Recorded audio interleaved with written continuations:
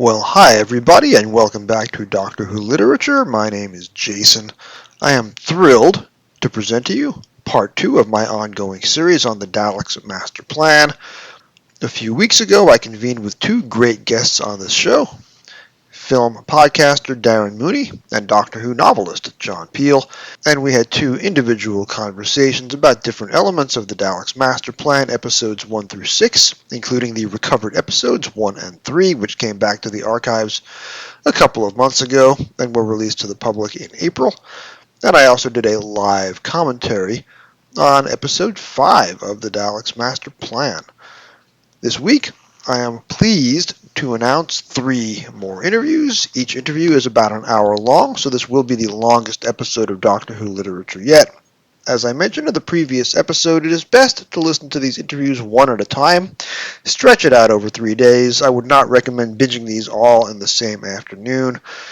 Because the conversations were recorded separately and a few weeks apart, there probably is some duplication, at least on my end. I do have the habit of telling the same anecdotes over and over.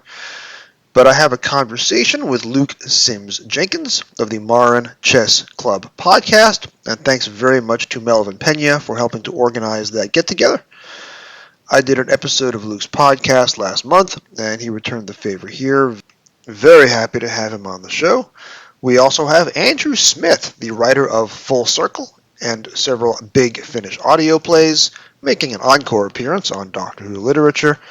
And then lastly, I'm absolutely thrilled to have Rod Brown from the podcast Nostalgia Tours. So this is 3 terrific guests on Doctor Who Literature, 2 of them first-timers. Then I speak to each guest for about an hour, talking about various elements of the Daleks Masterplan and whatever conversational topics happen to flow from the subject.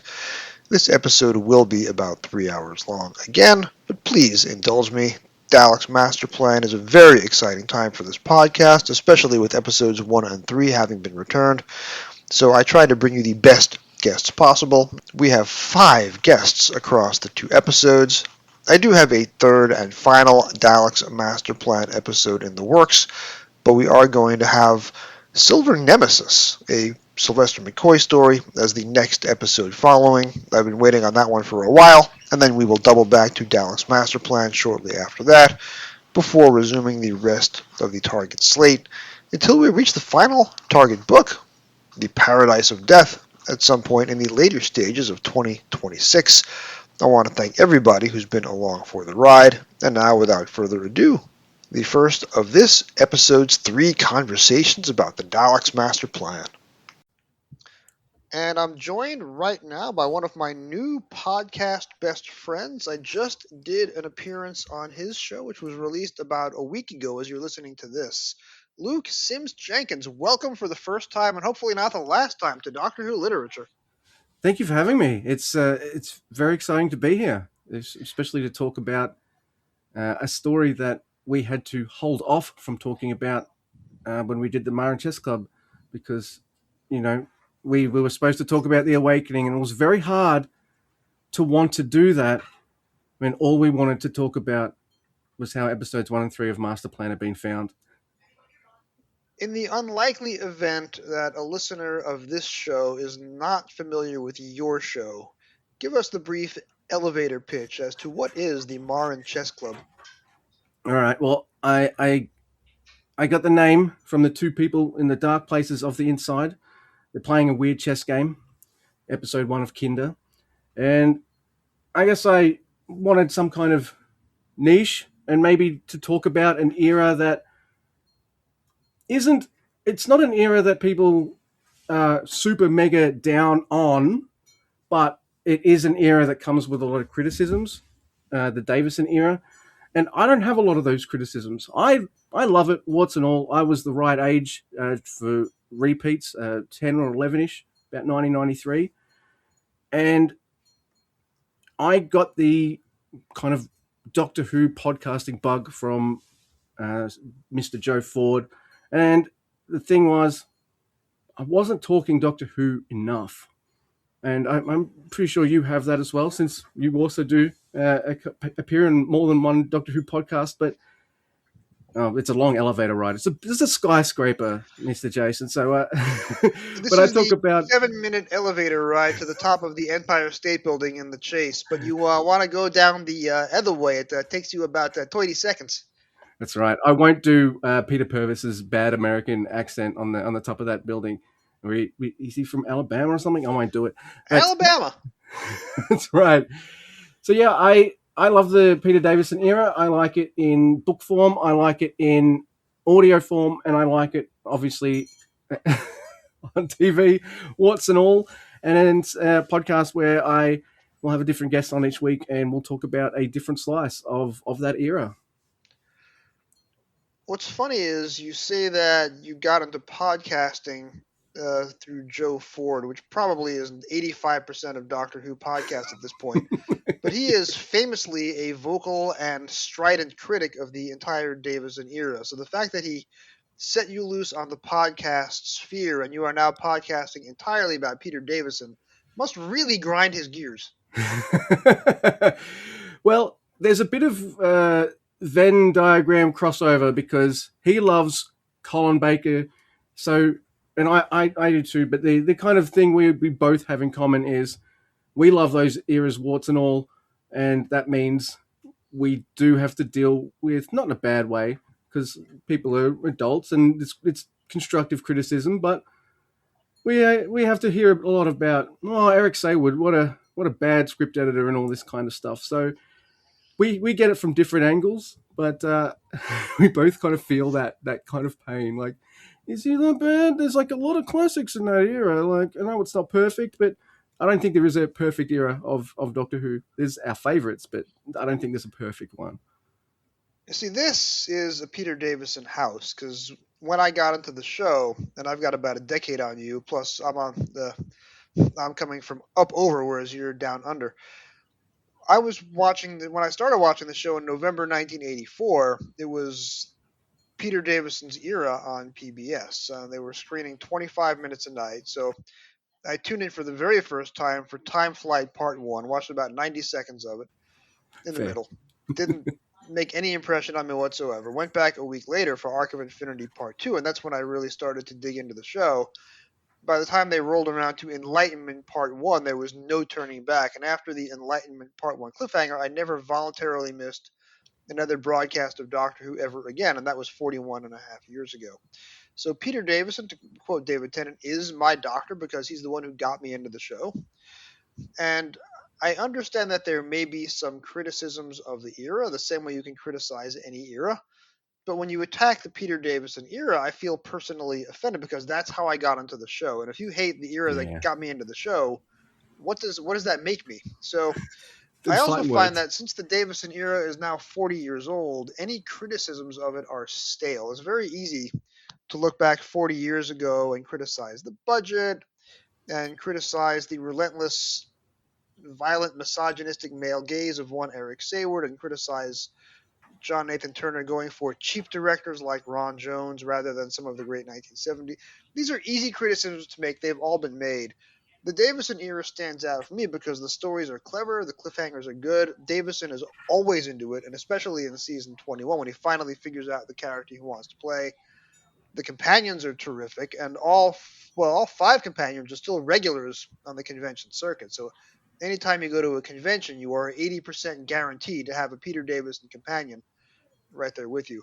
I just don't find any benefit in criticizing the era using the same complaints from DWB from 40 plus years ago. I really don't.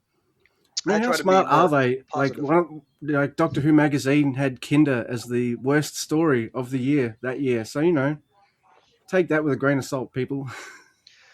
Especially as the title of your show is derived from Kenda. Yes. So I don't want to spend our whole time together talk No. exclusively about Peter Davison because we are now bringing back the Hartnell era. We have episodes 1 and 3 of the Daleks Masterplan return to us.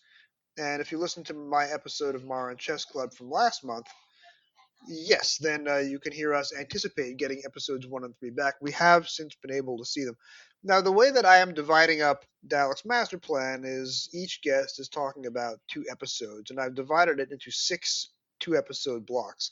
Because Dalek's Master Plan does very neatly divide along those lines. Yeah. When I approached you about appearing on my Daleks Masterplan miniseries, you asked for episodes 11 and 12. Now, you know who else asked for episodes 11 and 12? Everybody. Yeah. So I had I to had a do a random backup. number generator. But I asked you what you would like as a backup, and you had a very interesting approach that literally nobody else had. And what was your approach?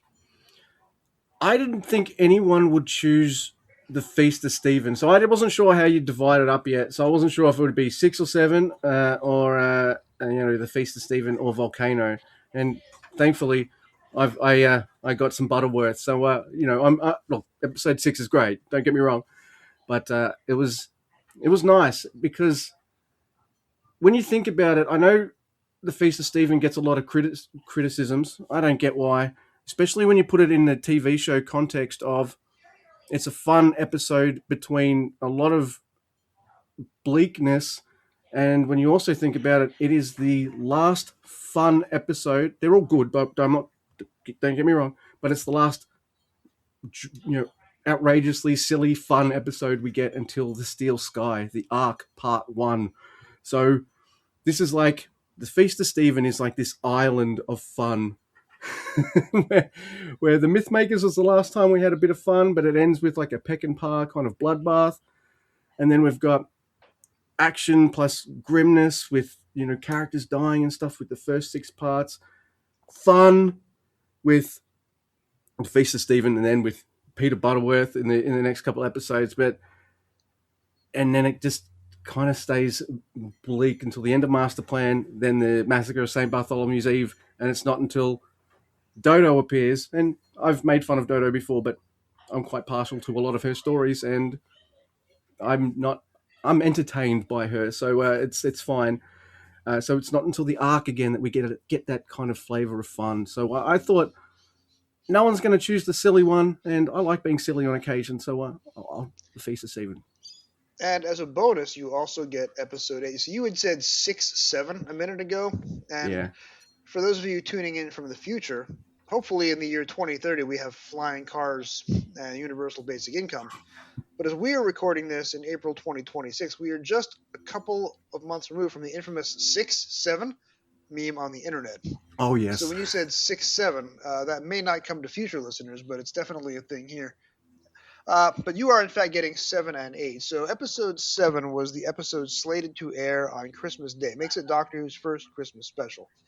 The production team wisely did not want Daleks exterminating people on Christmas Day, so it is a standalone comedy. Terry Nation was originally supposed to have episodes 1 through 6, and Dennis Spooner was supposed to have 7 through 12.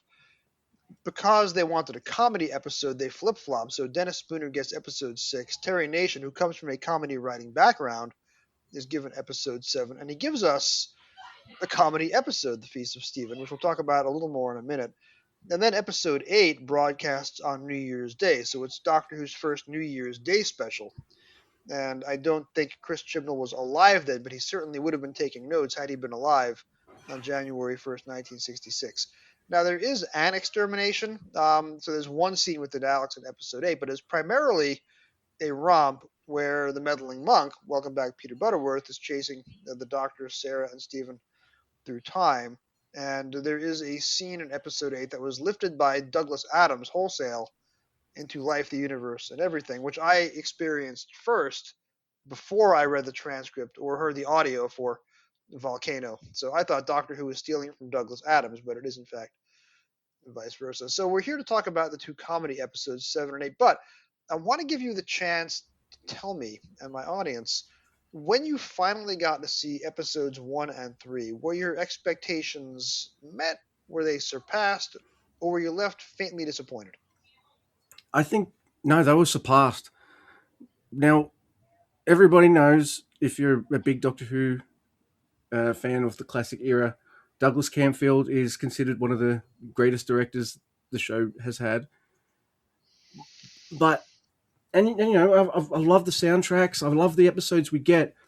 But there's so much more to the Daleks Master Plan, and there were surprises in there that absolutely tickled me. And you don't get those just from listening to the soundtrack and the narration. Uh, things that I don't think Doctor Who had done too much of before that, like the little spinning spaceship, the spar. Just I'm just like kind of giddy, kind of seeing that. I love the kind of matte painting in episode 3 on Desperus that has the torches and the criminals coming down from those Mm. torches. That was just so unexpected and just a really good kind of use of like that matte painting kind of format. And he, there's some really amazing shots like Brett Vine's partner staring up, and it's a Dalek like looking up at him and just exterminates him and things like that. But I think for me, and I think I'm not going to say anything too controversial here. I think a lot of people felt this, and then we know how episode 4 turns out. Is wow, we get a lot of Katarina, and she is so she's so wholesome, and I really like uh, the performance and what I they have scenes together, the Doctor and Katarina, but it's just seeing them together, especially when they're both having their little shenanigans trying to electrocute the criminals on Desperos and things like that. It's it's just like it left me kind of wanting more. I understand why they thought maybe she was too primitive a companion for long term, and I also feel like that now that I have fallen for Katarina all over again, it makes that episode 4 beginning hit that much harder. Now that we can see Katarina, see the performance, and know that oh my goodness, she's about to be taken into an airlock and she's about to die. I think makes seeing her makes that just hit so much harder and just makes it more emotional than it would just hearing the narration all that on the soundtrack. So yeah, it was. I expected to enjoy it, but I don't think I expected that kind of emotional component. The only emotional component I expected was, oh my god, I'm seeing missing Doctor Who. I can't believe it. I didn't expect the extra emotions of like, oh wow, that's incredibly sad. Oh, and I'm really liking her too. Oh no. So yeah, that was pretty much my feelings. Yeah. What's most impressive for me, and I've mentioned this on earlier segments in this series on Doctor Who Lit, and I've mentioned this on the Trap One episode that I produced for The Nightmare Begins. Douglas Campfield's cameras are a character in the story as much as the Doctor and Stephen and Katarina and Brett. So the Dalek's first appearance in The Nightmare Begins is shot from a low angle, and Katarina's performance, I had been curious when they announced the return of episode 2 over 20 years ago what her performance was going to be like. And episode 2 is, she doesn't get a lot to do in that episode, but in episodes 1 and 3, her performance is entirely nonverbal. The dialogue is functional, but the way that she has essayed this character from a minimal brief, the joy of the performance is in her physicality with William Hartnell, and it is her looks and her gestures that are not evident from the transcript or from the telesnaps. So none of us knew that she has this moment where she's reaching out through the enormous picture window in the spar to touch the sky, or the stars, I should say, and none of us knew that is the exact same pose she uses when she sacrifices herself and ejects her and Kirkson out into space in the beginning of episode 4. And as you say, the matte painting with the gloomy mountains and the torches. Episode 3 as a telesnap recon tries my patience because we don't get to Devil's Planet until 14 minutes in, which I think is a structural problem. Um, but Douglas Campfield animates it as best as he can, and the live version of the story is so much more preferable to the telesnap recon or other attempts to recreate part 3. such that when the spar is wobbling through space and the energy lines are radiating out behind it, I like shrieked in delight. I That was did as too. cool I for love me it. as Katarina reaching to the stars or the torches bobbing down the mountain. So yeah, Douglas Campfield's direction, it makes the story joyful to watch, even if episode 3 as an individual half hour is maybe not one of the finest individual half hours of the Hartnell era. So we've talked about Marin Chess Club. We've talked about episodes 1 and 3. Let's briefly come back and tell us your Doctor Who origin, your fandom origin story, before we talk about episodes 7 and 8. All right. Well, my father worked at a paper factory in the 80s, and in the late 80s, I'm thinking it's around 80, 89. It's in that bracket. It might be a little later because I remember Tomb of the Cybermen being an early part of my fandom, so maybe closer to 93. But it's still that kind of impressionable age. My father brought home a copy of The Web of Fear, the novelization. So I was very happy with the 50th. So, like being able to see that. But my entryway into Doctor Who was Uncle Terence and into the books. So until I discovered original Doctor Who fiction, I was bouncing between maybe reading The Odd Target, mostly Terry or ones that were Terry-esque, because they were easy for someone of my age or reading ability to get into at that time. And it's not until I've become an older gentleman that I've, delved into ones that I left on the shelf. Like, for me, I found that Mythmakers as a kid impenetrable, but now I can read that now and be like, okay, I can see what you're doing, Mr. Cotton. That's fine. But yeah, so I guess it's apropos I'm on this podcast, and like, yeah, the books were my entryway. When I discovered original novels, I was too young to understand what I was reading, but it also made me go, oh, I can just wait until I can watch these or watch these instead rather than read them. It's as I've gotten older, I'm just like, now that you've watched these or heard these a million times, why don't you read them? Get a different perspective on these stories. So I've been off and on delving into Target novels, be they the new ones that are coming out or kind of rebuilding my old little Target library and all that kind of stuff. This is the book we're going to talk about, or the parts of the book we're going to talk about was an exception.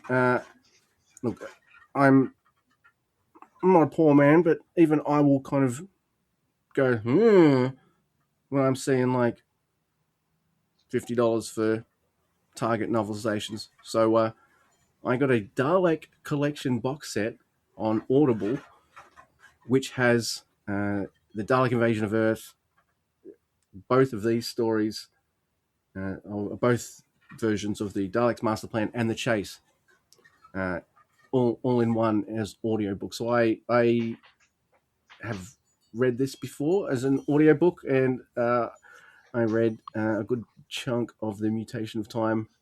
You want to read a bit after what you have to read for your site, just in case the conversation goes there, and you can be a bit fresh on it. So yeah, and I got to enjoy Gene Marsh and Peter Purvis and Nicholas Briggs in my And ears Nicholas for that. Briggs doing the Dalek voices, yes. It was like all right, kind of my tiny nitpick that has nothing to do with the quality of the writing or anything like that. It's about the audiobook because I love both Gene Marsh and Peter Purvis, especially when they're together doing companion chronicles and things like that, which mostly are set, obviously, like, in and around the Daleks Master Plan. And they alternate chapters most of the time, and that's fine. There's nothing wrong with that. But I'm like, you've got them both in the recording booth. Nick Briggs is there.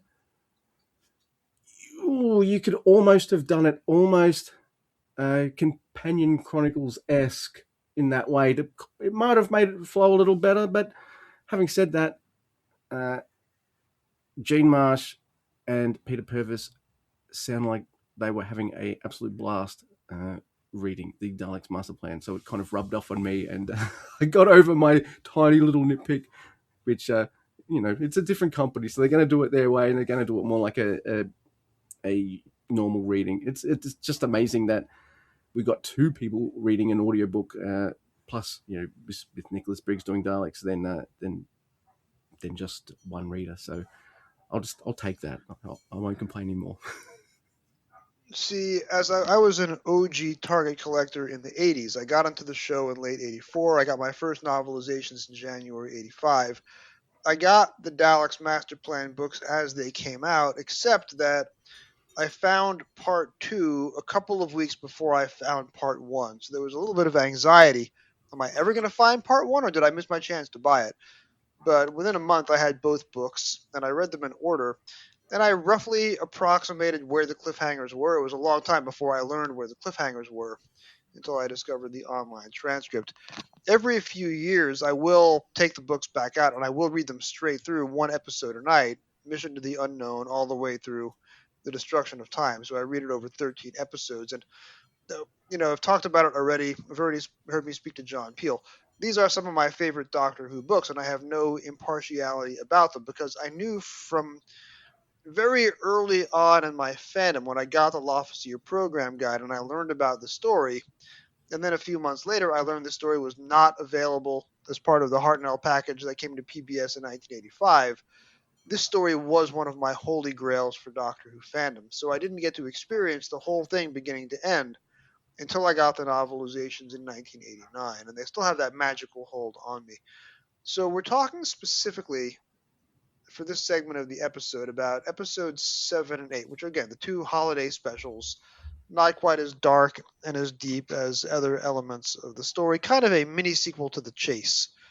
Yeah. So it's kind of like episodes 3 and 4 of The Chase, where the characters are bouncing around and they're never on screen with the Daleks at the same time, and there's a lot more fun to be had.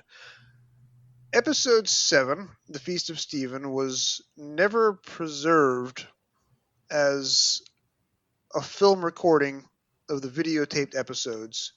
It was never distributed overseas. It is probably the one episode that we are least likely to ever get back, or so I am told. The episode is misunderstood because of the story that Donald Tosh told of William Hartnell going off script and turning to the camera and wishing everyone a happy Christmas to all of you at home. And then it turns out that Donald Tosh was making stuff up again, Donald, because that actually was part of the camera script, and Hartnell was supposed to say it. And we do have the surviving audio of him saying it, and there is a screenshot as per the loose cannon recon.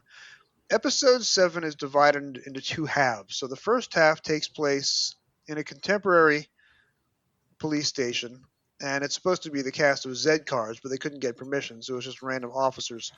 Second half takes place in my world. It takes place in 1920s silent film Hollywood.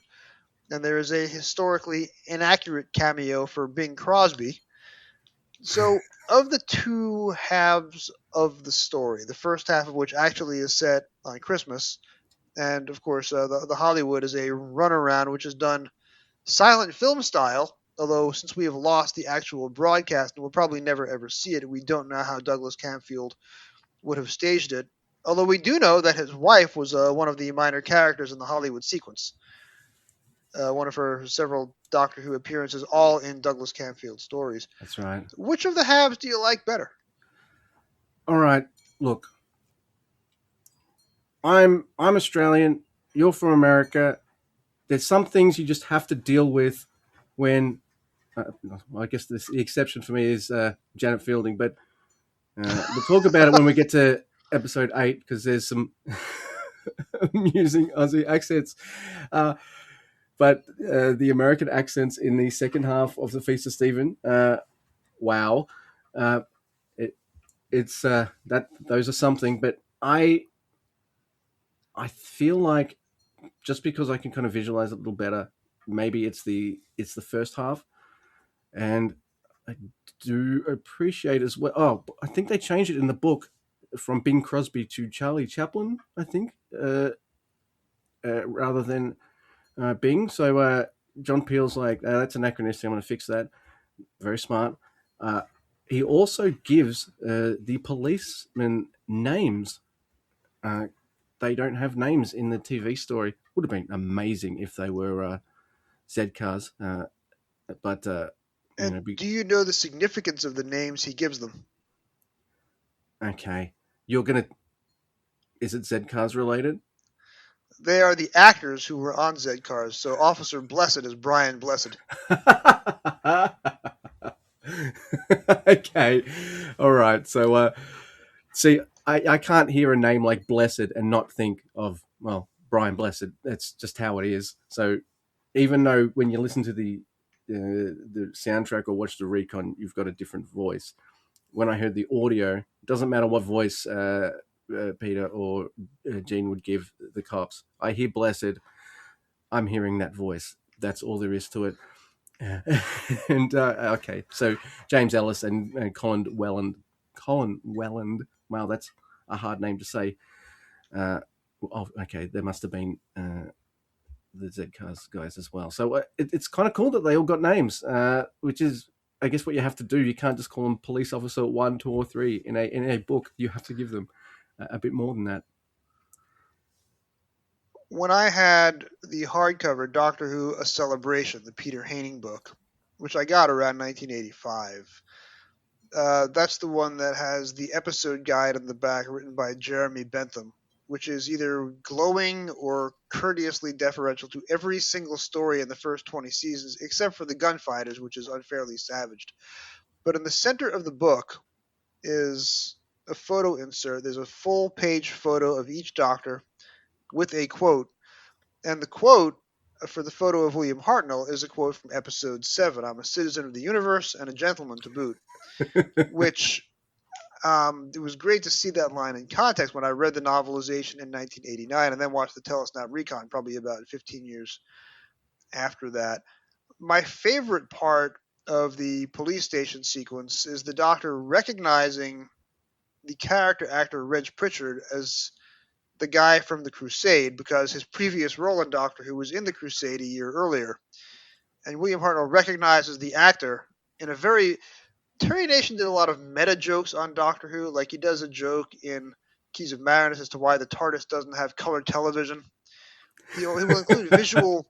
He'll include references in his stories to the visual limitations of the medium, like the TV set or the scanner in Dalek Invasion of Earth not working because TV sets just didn't work very well back in those days. So here, his meta joke is the Doctor recognizes an actor from his previous Doctor Who appearance. It's a lovely little moment. There's Doctor Who breaking the fourth wall in 1965. I do like that. All right, now I like his other fourth wall breaking moment, which is the cliffhanger. I would have been cheeky, Mr. John Peel, and I would have been, and to all of you reading at home, just to be a bit silly. That's the, but I feel like for me the first half is, it hits me a bit more because it's one of the few times where it comes into question that, like, it's a police box. And they're in the 60s where police boxes are still in use and it's near a police station. So there's going to be shenanigans and you can't just land there and walk away, or anything like that. It's like, wait, why is there two of them here? I don't know. Did we get a delivery? All this kind of stuff. And that's, now that you make me think of Terry Nation being a little meta there, I think that's him too. Like, what would happen if we put this police box actually where policemen will uh, have to That's interact right. with it? And there's jokes of them, like, of the cops going like, did you check to see if anyone else is inside? What, do you think there's going to be an army in there or something? Not quite, but it is big enough for an army. So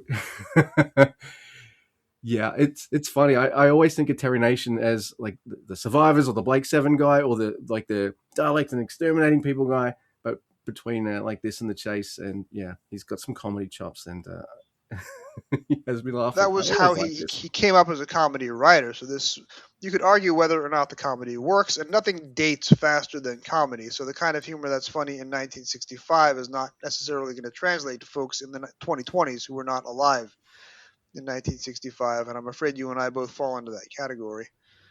But because the police station sequence is only half the story, only about 12 minutes, I don't think it has time to wear out its welcome.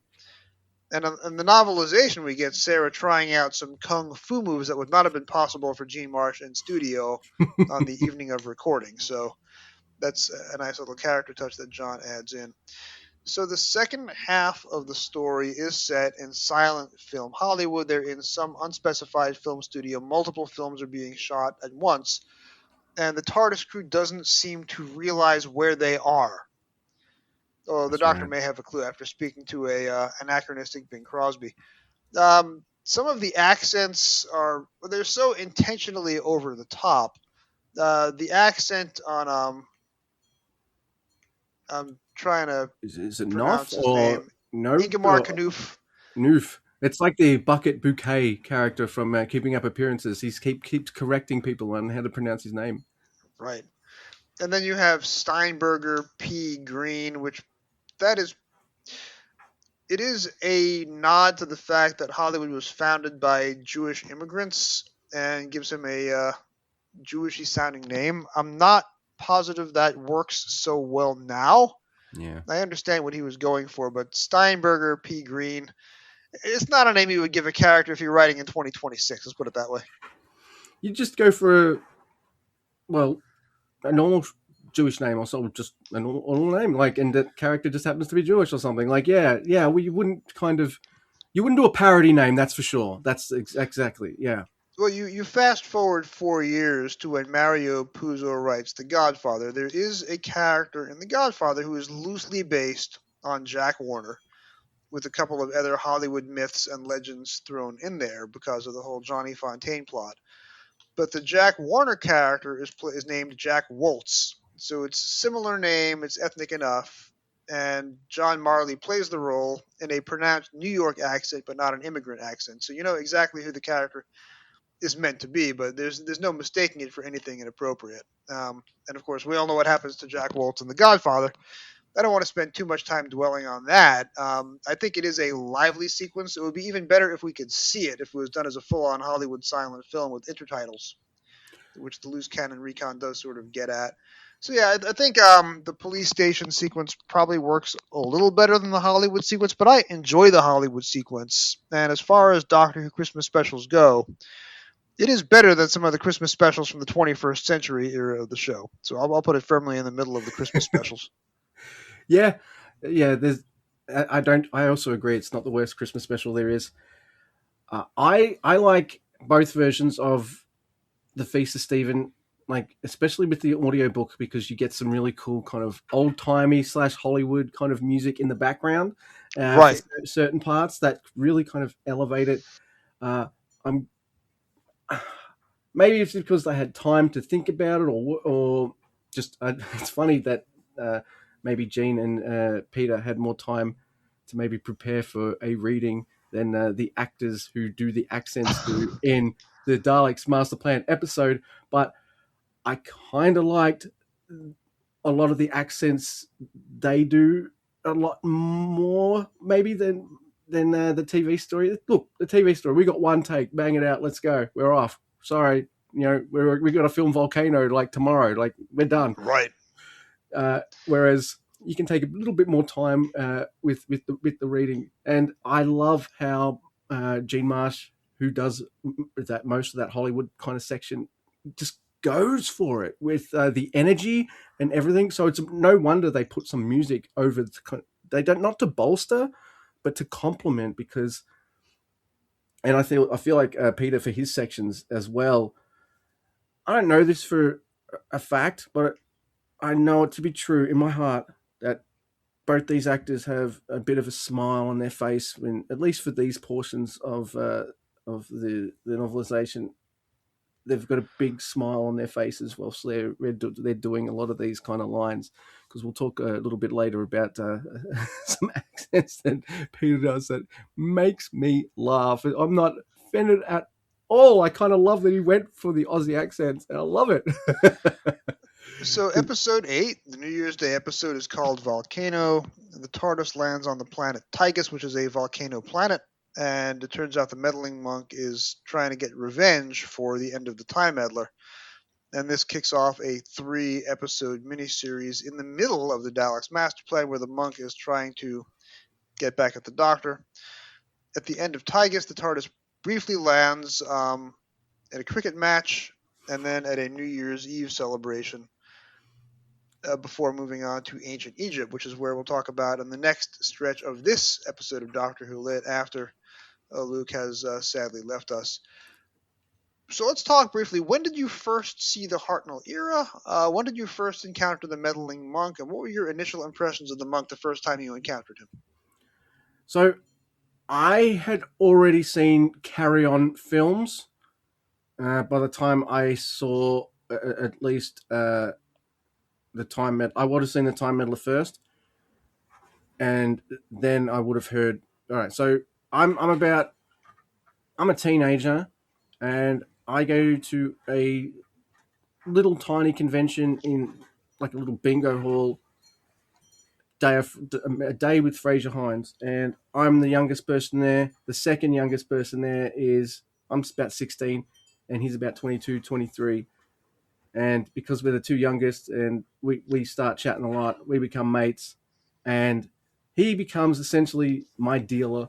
So he's got varying degrees of quality, by the way, on VHS. Most of the classic era. And by then, I would have seen a handful of Hartnells. I have early memories of the Daleks, An Unearthly Child, uh, and the Aztecs. It's mostly kind of season 1 stories that I had seen. And then later on, I did have a copy of the Ark. So, bit of a smattering there. But in my mid to late teens, of course, I asked for Davo first because it's my favorite, even though I'd seen them all. I'm such a nerd for that era. I know all this era of Doctor Who, and you go for the, yeah. But I bring him tapes. He'll make me copies, and that's how I saw a lot of it. So I saw the Time Meddler first, and I was like, "Oh my god, it's the guy from the Carry On movies in Doctor Who." They were a staple for both of my parents, the Carry On films. And they're the kind of films that apparently they're rated G and PG and anyone can watch. Okay. But I'm watching it. I rewatched one or two that I found at a charity shop just to see, like, what are these like now? They're funny, but they're so full of like everything's an innuendo. So you're just like, all right, a kid. How much is a kid understanding of any of this? Like, yeah. So I was tickled pink to see Peter Butterworth in the Time Meddler, and I don't think I knew until I heard the soundtrack to the Daleks Masterplan that Peter Butterworth was in it until like I'm listening and Volcano, and then wait, oh my god, it's the monk, it's Peter Butterworth again. Oh my, okay. Oh, wow. So yeah, yeah. So I got to see VHS, whatever it was, existed in VHS form in order, or whatever you could see that. No, I didn't see anything missing until like the Hartnell years, Daleks early years, things like that. But I didn't see a lot of all the individual missing stories until Lost in Time. That was when I saw most of the rest. But that's how I kind of saw Hartnell. So I definitely saw the Time Meddler before the Daleks Masterplan. See, for myself, I have a more linear approach because I would have seen the Time Meddler when it showed on PBS in late 1985 or early 86, and I loved it right away. It's the first Doctor Who pseudo-historical. The meddling monk is larger than life. You have Vikings. What's not to like about Vikings? I know exactly when I got the novelization because I was a freshman in college in 1991, end of first semester in December. My friends and I hiked off campus to a now defunct used science fiction bookstore in Baltimore called Tales from the White Hart. And all my friends got these very, fancy classic sci-fi anthologies or novels, and I got 2 Doctor Who novelizations. Got a dirty look from the woman who owns the store who was doubling as cashier that day. But I got the novelization of Battlefield, which I hadn't seen yet, and I got the novelization of Time Meddler. Um, I would have known that the meddling monk returns in Daleks Masterplan because I had the Lofisier program guide from early 1985 onward. So the entire story was spoiled for me long before I would have seen it or read it or heard it. I would have seen episodes 5 and 10 on the Daleks early years VHS. So I Yeah. would have seen the Meddling Monk in 1993 or so. And somewhere on the Records Doctor Who archive, you have me talking about those two stories as a 19 or 20-year-old, very immature poster with a much worse grasp of the English language than I have now. So I've known about the Meddling Monk for a long time, but I didn't know the plot of Volcano until I got into the novelization. For me, there are few scenes in Doctor Who that are funnier than the Doctor and the monk having a long conversation, yelling at each other from across two mountaintops. It's hilarious. And bear in mind, as an American, I have no frame of reference for the Carry On films. They were not screened here. They weren't anything that I knew about. I don't think I've seen one to this day. So I know about Peter Butterworth primarily from Doctor Who. this doc from Doctor Who, and it's I love his performance as the monk, and I think it's very good to have him back. And that's the influence of Dennis Spooner, who, when he was asked to expand the story out from 6 to 12 episodes, said, "I'd bring back the monk," and it works very well. Yeah, it really does. See, now you got me thinking maybe I had seen the Daleks early years before I'd seen the Time Meddler. So, you can, maybe I got my wires crossed. But yeah, I have stronger memories. Maybe I have stronger memories of the Time Meddler because I could see all four parts. That's maybe part of it. But I have that with so many actors in Doctor Who. Like Beryl Reid, everyone's telling me, oh, she's from this from this. No, she's the old lady on Earthshock, the captain. That's all she is to me, and she's amazing. So I can understand you going like Peter Butterworth is just the monk. What I love about the monk is just what a petty little bitch he is. He he does not like so many adversaries of the Doctor want revenge, and that revenge is I want to kill you, I want to destroy everything you love and take away all this and that. The monk, I want to make sure you can't get into your TARDIS like I couldn't. You know what I mean? And it feels like such a prank revenge. It's revenge pranking. And that's I kind of I kind of love it. It's kind of it's really different because so many enemies of his want him dead. This guy doesn't want him dead. He wants to punish the Doctor in a not in a yes in a kind of dangerous way because it's a volcanic planet. But in the monk's defense, it's not as if he pissed off in his TARDIS. He's staying there so he can put on his binoculars and go, "That's me. I'm the reason he can't get in." He's a childlike villain, and in the Yes. Nigel Robinson novelization of Time Meddler, puts a little bit of a different spin on the character. But I like I'm not going to say naivete, but there's sort of like a wide-eyed innocence. The Meddling Monk goes, "How could you not like me? How could you not like what I'm doing?" He just assumes that he's the hero of the story and everybody loves him. He's the main character, yes. And the fact that William Hartnell is at his best in historicals. He's at his best when he has a comic British actor that he can go toe to toe with. So William Hartnell is at his best in stories like The Gunfighters and stories like The Romans, and he's at his best in The Time Meddler because his confrontation with the monk in part 4 of Time Meddler, there's very little in the 1960s that's better than that. And they get to duplicate that energy here. Whereas when Hartnell is doing an outer space story like The Web Planet, he's a little more lost at sea. It's not particularly his genre, but comedy is where he's at his best. Speaking of comedy, there is the cricket sequence, which was adapted by Douglas Adams for Life, the Universe, and Everything, almost line for line. Talk to us then about the Australian accents in the cricket sequence. Oh, you get them. You get both barrels. You get them in the novelization. This part done by Peter Purvis, and obviously in Volcano done by the actors.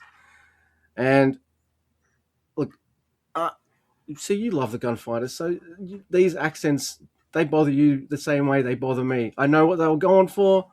I buy it, and I think there's at least one Canadian American in the Gunfighters that kind of helps a lot with a lot of that. Shane Rimmer, who was also in some James Bonds, and Shane Ah, Rimmer did the yes. novelization audiobook for the Gunfighters Ah, okay. decades Yeah. later. Yeah. He's definitely a character actor I recognize every time I watch the Gunfighters. I'm like, I've actually seen him in lots of things. Yeah. So just like with the American accents, Peter Purves can't do Australian accents, but they're really fun kind of exaggerated Aussie accents you got. Like I'm putting on right now, mate. Just chuck an extra mate at the end of some of his sentences, and he's got it. He's got the cliched, silly Aussie accent. I I like it, and what I do like about this scene, say over Black Orchid, which has way too much cricket. Maybe it's un-Australian of me, but I'm not a big cricket guy, Mr. Jason. I'm going to just immediately assume, just because you're American, you can correct me if I'm wrong. I'm going to assume you're not a very big cricket guy either. I can tell you the entire history of baseball from 1845 up to the present. I can give you the results of every World Series played between 1903 and 2025, except for 1904 and 1994 when the World Series was not played. I can tell you a little bit about the original World Series in the 1880s when it was the New York Worlds apostrophe series sponsored by the newspaper, which is one theory as to why it's still called the World Series today. When it comes to baseball, I'm your guy. I play a baseball trivia game every single day called Immaculate Grid, which is basically Sudoku slash Wordle for baseball players. I play that game first thing in the morning before getting out of bed. My day cannot start until I've played that game. While I am aware that cricket is a precursor to and distant cousin of baseball, and while I live in an area of Brooklyn where cricket is actually played in Prospect Park, which is the Central Park of Brooklyn, I walk past a cricket match played by friends almost every week. And I've seen Black Orchid, and I've read the novelization of Black Orchid, and I've tried to reverse engineer the rules of cricket from the Black Orchid novelization. I could not tell you anything else about it. It's a blind spot. Even though I know baseball chapter and verse, cricket is a mystery to me. I can tell you the rules, the basic rules. I can't tell you the positions, or if I can think of positions, I don't know apart from the wicket keeper, because the same as with baseball, they're behind the person with the bat. We call him the catcher. That's it. Yep. I can't tell you much else in the array of history. I know that Sir Donald Bradman is the greatest Australian cricketer ever. Apparently, he long retired by the time I was even born. But, he was like the best. I know all of my knowledge of who plays cricket is all from the 90s, just growing up osmosis and people around me watching cricket. The only modern day cricketer I can tell you off the top of my head, his name is David Warner. And I only know that name because I'm a huge fan of the amazing character actor David Warner. And you've already quoted him earlier in the episode when you said there are four lights. That was a line delivered to David Warner on Star Trek The Next Generation. That's right. And how many lights are there? Yes. And there have been times where I have put in a search for David Warner, the actor, because I might want to check out a movie of his or just find a kind of fact about him and stuff. And it's come up with, did you mean the cricketer? No. Oh, I did not. So, yeah, that's about the extent of my cricketing knowledge. But what I do love is, look, I'm sure there's a book or an audio that references this moment. But I'm also sure that, I'm not sure the Brigadier or unit or anyone on Earth on TV ever mentions the fact that, hey, that 1960s cricket game, was that you? Uh, That would have been a joke for Torchwood, but the joke would have been so obscure that I can't imagine it would have ever made it to air. Although, when Chris Chibnall was at Gallifrey 1 in Los Angeles in February 2023, he was on stage doing his hour-long Q&A, and he mentions that as he's watching Power of the Doctor back on TV, and it gets to the moment where Sasha Dewan references Auntie Vanessa. Chris Chibnall's phone buzzes, picks it up. It's a text message from Russell T Davies. Did you just mention Auntie Vanessa on Saturday night on the BBC? So there is an audience for those super obscure deep cuts. Yeah. Uh, look, I don't know if baseball has the same thing, but the cricket match they're playing is a test match, which will take about 5-ish days to play. Cricket games, though, can get rained out. And if a cricket game is rained out or the time limit runs out, tough. We're not rescheduling it for next week. No, because these cricket teams from another bloody country, they've got to go, say, to India to play the Indian cricket team next week, or go to New Zealand to play. Sorry, it rained. The score's what the score is.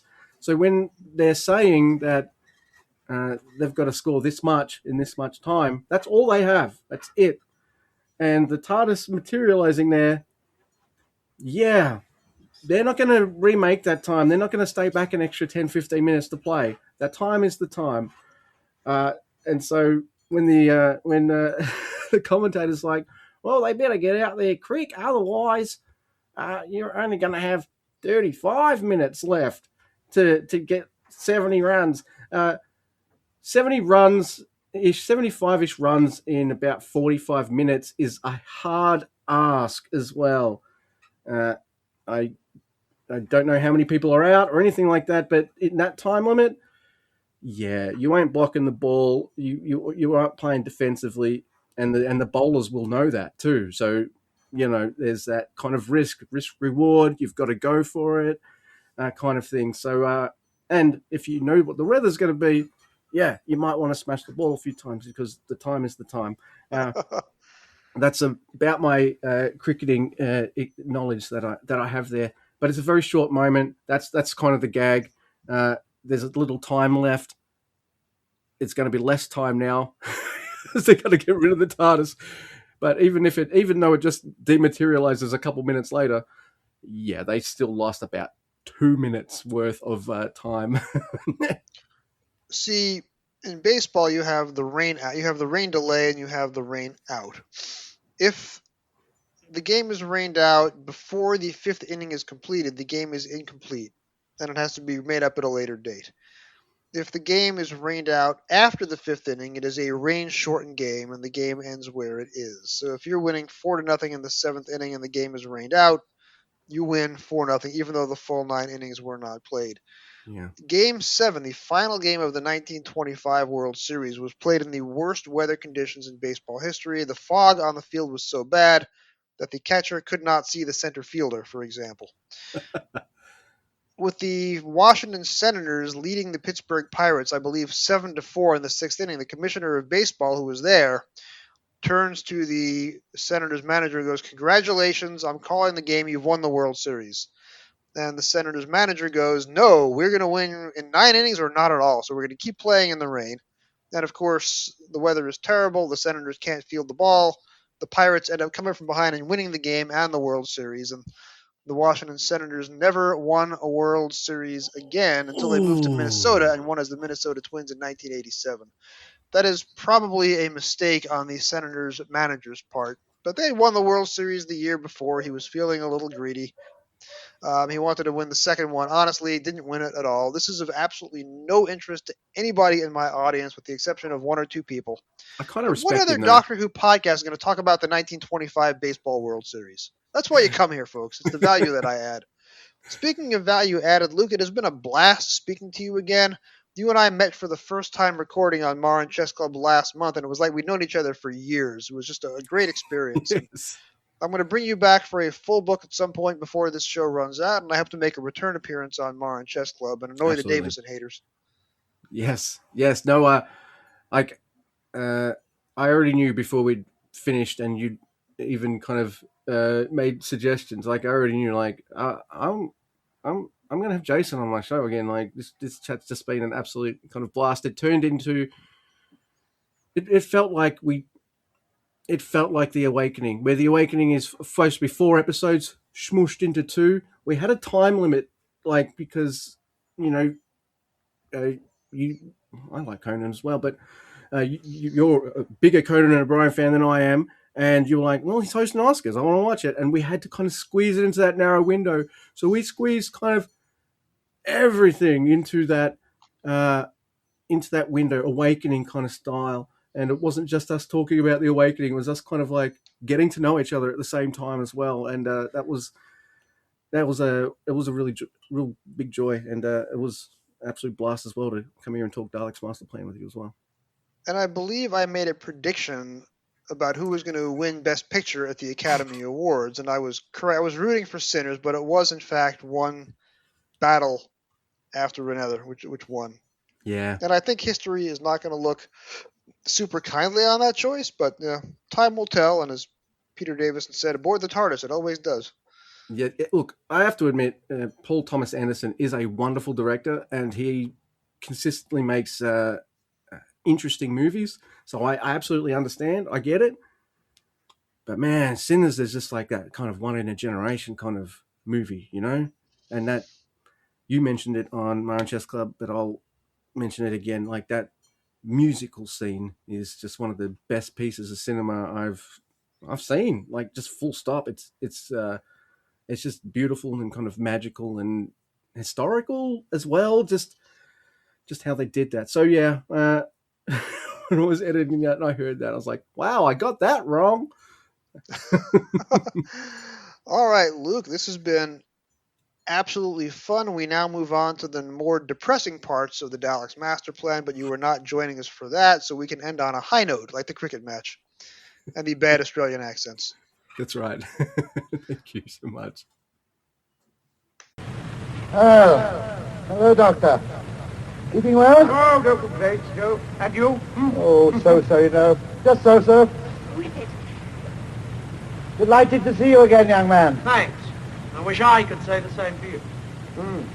I suppose congratulations for your escape are quite in order. Oh, thank you. Most kind of you, Doctor. Yes, it took a bit of time, but I finally managed to bypass the dimensional controller. Yes, a very interesting solution, yes, I'm sure, though I think it would make for rather an uncomfortable ride. However, I don't suppose it affected you very much being an amateur. Yes, it was rather uncomfortable, but then, can't have everything, can we? As for being an amateur, we shall see. Anyway, it was better than 1066. Yes, I suppose so. What's he talking about, 1066? It's all right, we met the monk once before. I'll explain later. Andrew Smith, welcome back to Doctor Who Literature. It's been a minute, my friend. It's been a little while. Good to be back. Good to see you. And thanks for asking me. We spoke last after Christopher H. Bidmead passed, and it feels like that was 5 minutes ago, but it turns out it's been almost a year. Yeah. It's gone very quickly. A sad time, but it was lovely to chat about him. And the last time that we spoke, I had you booked to talk about the second book in the Daleks Masterplan cycle. But when we spoke and when you agreed to record for that story, we did not know that 2 missing episodes were going to be recovered in March 2026. Yeah. Quite something. So what is your history with Daleks Masterplan? I don't imagine you have any memories from the original broadcast in 1965-66? No, I don't. I don't remember any Hartnell. I was a year old when the show started. I was born in July '62. I don't have any memories of Hartnell. My first memories of Patrick Troughton. So Daleks Masterplan is something I came to in later life, and it was the soundtrack recording, and that was a wonderful discovery. I mean, I think particularly how it ended was just, the fate of Sarah Kingdom is something that I think is one of the most powerful moments of my of Doctor Who, of my watching or listening to Doctor Who. It really took my breath away. Really, I so wish we had those episodes, and that final episode in particular. But the whole thing carried me along quite well. I can remember being quite annoyed by the face of Stephen the first time I heard it. But I can take it for what it is now, and which is a good bit of fun. And and of course there's a reason for it with it going out at Christmas. So it didn't progress the story at all, but it's just a little bit of fluff in there. But yeah, the whole story is carrying me along. I've re-listened to it a number of times now. It's always a treat. And I had actually, without knowing these episodes were coming back, I'd actually re-listened to it only about 3 or 4 months ago. Toby Haydock had done a thing in his podcast asking people what episodes they liked back. And I think the last 2 episodes of Masterplan were among my 10 that I chose. And but in his podcast, there was a lot of discussion about Masterplan, and it prompted me to go back and listen to it again. So it was a fairly fresh memory listening to that and watching what had been the surviving episodes. Only, yeah, like I say, 3 or 4 months ago. So seeing that these 2 were back was a real treat. I had watched all 12 episodes probably at the end of 2020 when I started doing my classic series pilgrimage for Twitter. Yeah. And that was the first time that I watched the recons of all 12 episodes. I had listened to all of these surviving audios in the late 1990s when those started popping up online, and I'd read the transcripts, and I read the books when they came out in 1989, but when I watched all 12 episodes over 6 nights, 3 of which were live video and the rest were recon, you see the story has peaks and valleys. By the time I got to episodes 9 and 10, I was a little impatient to get on with the conclusion of the story. But of course, be careful what you wish for, because episode 12 is a real gut punch. Yeah, it's something else. Yeah, it's tremendous. And of course, 9 and 10, we got the monk back. Peter Barkworth playing the meddling monk, and he's a treat, and it's nicely done. And they're ambitious episodes set in ancient Egypt, around the pyramids and what have you. And this is a nice bits of humor with the monk playing both ends off against each other, just trying to look after himself and misrepresenting himself, and good fun, but also some really good drama there as well. There is that great moment in episode 10 where the monk meets the Daleks and is clearly very terrified of them. It's a nice change from the monk that we saw in Time Meddler. It's Peter Butterworth finding a new dimension to the character there.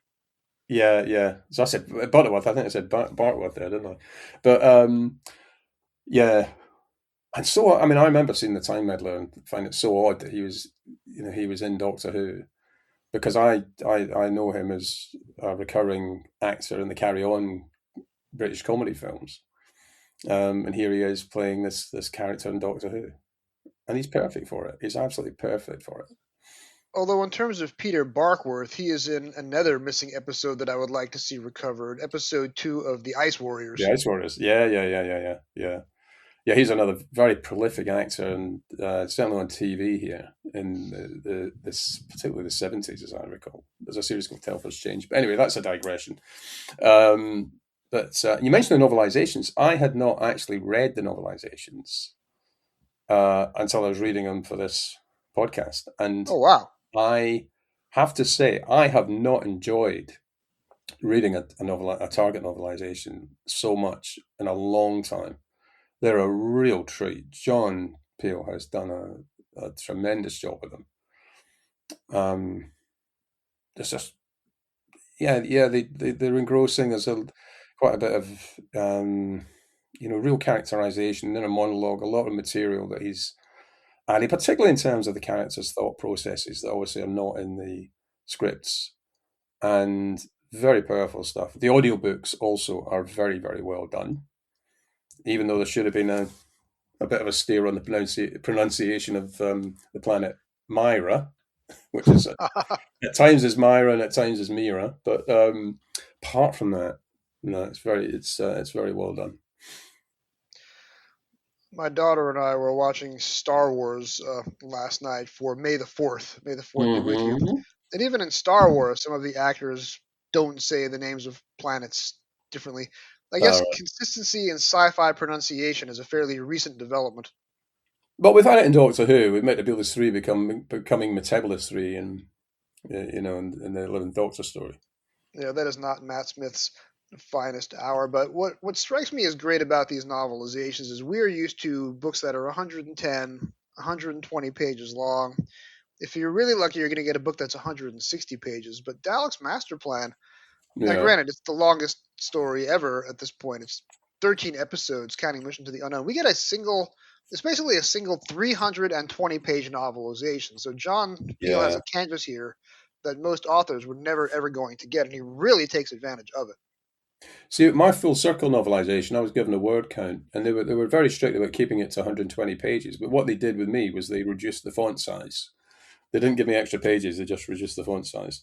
But it got the story in there. But you're right. I have to say as well. I mean, you when you spoke to John on this podcast, there was something I came across in the novelization of the Feast of Stephen episode, that the police officers are named after actors in the TV series Z Cars. And it was a complete surprise to me, but a wonderful surprise. You get PC Welland and PC Blessed, Sergeant Ellis, and Inspector Windsor, who are Colin Well and Brian Blessed, who played PCs in Z Cars, James Ellis, who played Sergeant Lynch in Z Cars, and Frank Windsor as an inspector, Frank Watt, I think his name was, in Z Cars, and then Softly Softly. And I just thought, again, just having come across this, not knowing anything about it, it just put such a smile on my face. And then, as John mentioned, apparently there was an idea to get those actors actually in to play the police officers, but it didn't happen. I just thought it was a lovely, lovely touch that John did there with the novelization. There was a period in my life where I would try and read the books once a year and just read them Mm. one episode a night over 13 nights and watch the story unfold. And I've been doing something similar now for this podcast release, although it's taken me a lot longer than 13 nights to get through it this time because of Yeah. other obligations. But it's easily one of the greatest achievements in the Target line. I mean, if he had to try to cram this into a 140-page book like the War Games, it probably would not be spoken about in such hushed tones. He would have had to make a lot of painful cuts. Oh God, yeah, yeah, yeah. But this is, yeah. Anyone listening to this who hasn't read these books, I strongly, strongly recommend it. And what was your reaction to episodes 1 and 3 when you got to see them last month? Joy, and I think, yeah, it was just lovely to see them. And to see, I think something I particularly took away from it was Kevin Stoney's performance. I think we'd seen enough in the other episodes to know that he really brought something to that performance. I remember is episode 2, I think it is, where he's at the Galactic Conference, and he's just the way he holds a pen into Right. his fingers, little things like that. His great performance as Mavic Chen, and Douglas Camfield's direction as well is something to behold. That's always nice to see. I just lapped them up. I had hosted an episode of Trap One back in March where a bunch of us discussed our expectations for the recovered episodes before they were released. So for that, I went back and I watched the loose cannon recons for part 1 and part 3, and I really enjoyed the recon for part 1, but I found my attention wavering a little bit for part 3 because we don't get to the planet Desperus until 14 minutes in. Right. And that means that the Desperus part of the story is only about 10 minutes long, and there's very little moving visual material, so my mind was wandering for that one. When I got to see the live episodes, I was expecting episode 1 to be fabulous, and it was, but some of the visual tricks that Camfield pulls in episode 3, which I wasn't expecting much from, just made me shriek in delight. When the inhabitants of the planet make their way to the TARDIS, those torchlight, all you see are the torchlights with it over the matte painting of the mountains. It's so simple but so powerfully done, so well done. And there's also the shot of the spar flying through space with energy lines pulsing from behind it. I wasn't expecting that. And Katarina gesturing towards the window, trying to touch the stars, was another. I would never have known that existed. Yeah, yeah. Yeah, stuff you just can't tell from the audio. Uh, these touches from the actors, from the director, and from everyone who's a creative input into it, from designers, and right across the board. Wonderful. Did you have any opinion about Adrienne Hill's performance as Katarina before you got to see these two recovered episodes? Because she's one of the companions we talked the least about because so little existed and her tenure was so short. I don't know if I did have an opinion. You're right. We didn't have much of her, um, and we don't have the myth makers, obviously. Um, I think I went along, with the idea. No, she as a long term character, she would have been problematic with her worldview. Um, so I didn't have a strong I didn't have a strong opinion about her performance, but I very much enjoyed it in the episodes that we got back. What impressed me is the physical chemistry that she had with William Hartnell, because we've heard terrible things about Hartnell over the years, and you have Yeah, this actress who's almost a day player on the series. She's only there for 5 weeks, and he takes the time to construct a chemistry and a performance with her, and it's just delightful to see. And it makes her death in the opening moments of part four even more tragic because they got along so well on camera. yeah, and I'm sure that would have been shocking at the time. Absolutely shocking at the time. As the death of Adric was years later, you just don't expect it. And she had become a companion. She was traveling in the TARDIS, um, and the avoidance of doubt. Yeah, I do count her as a genuine companion, as short lived, literally as short lived as it was. And having seen her performance now, I definitely want to include her as a companion because she's so, Mm. so good.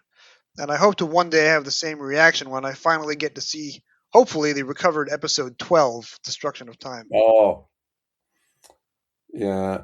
And how lucky, again, 2 episodes of this story is, we've been spoiled. The more of the Dalek Master Plan that we've got, the better. And now, just to have the first 3 episodes in existence uh, is such a treat. It's such a treat. And it holds out hope that, there's more out there that we can see, but Dalek Master Plan and other stories as well. Fingers crossed. It's so long after the event now that we've got these. I mean, it is 60 years, isn't it? And here, to come back. You'd have thought after 60 years we've got everything we're going to get, but apparently not.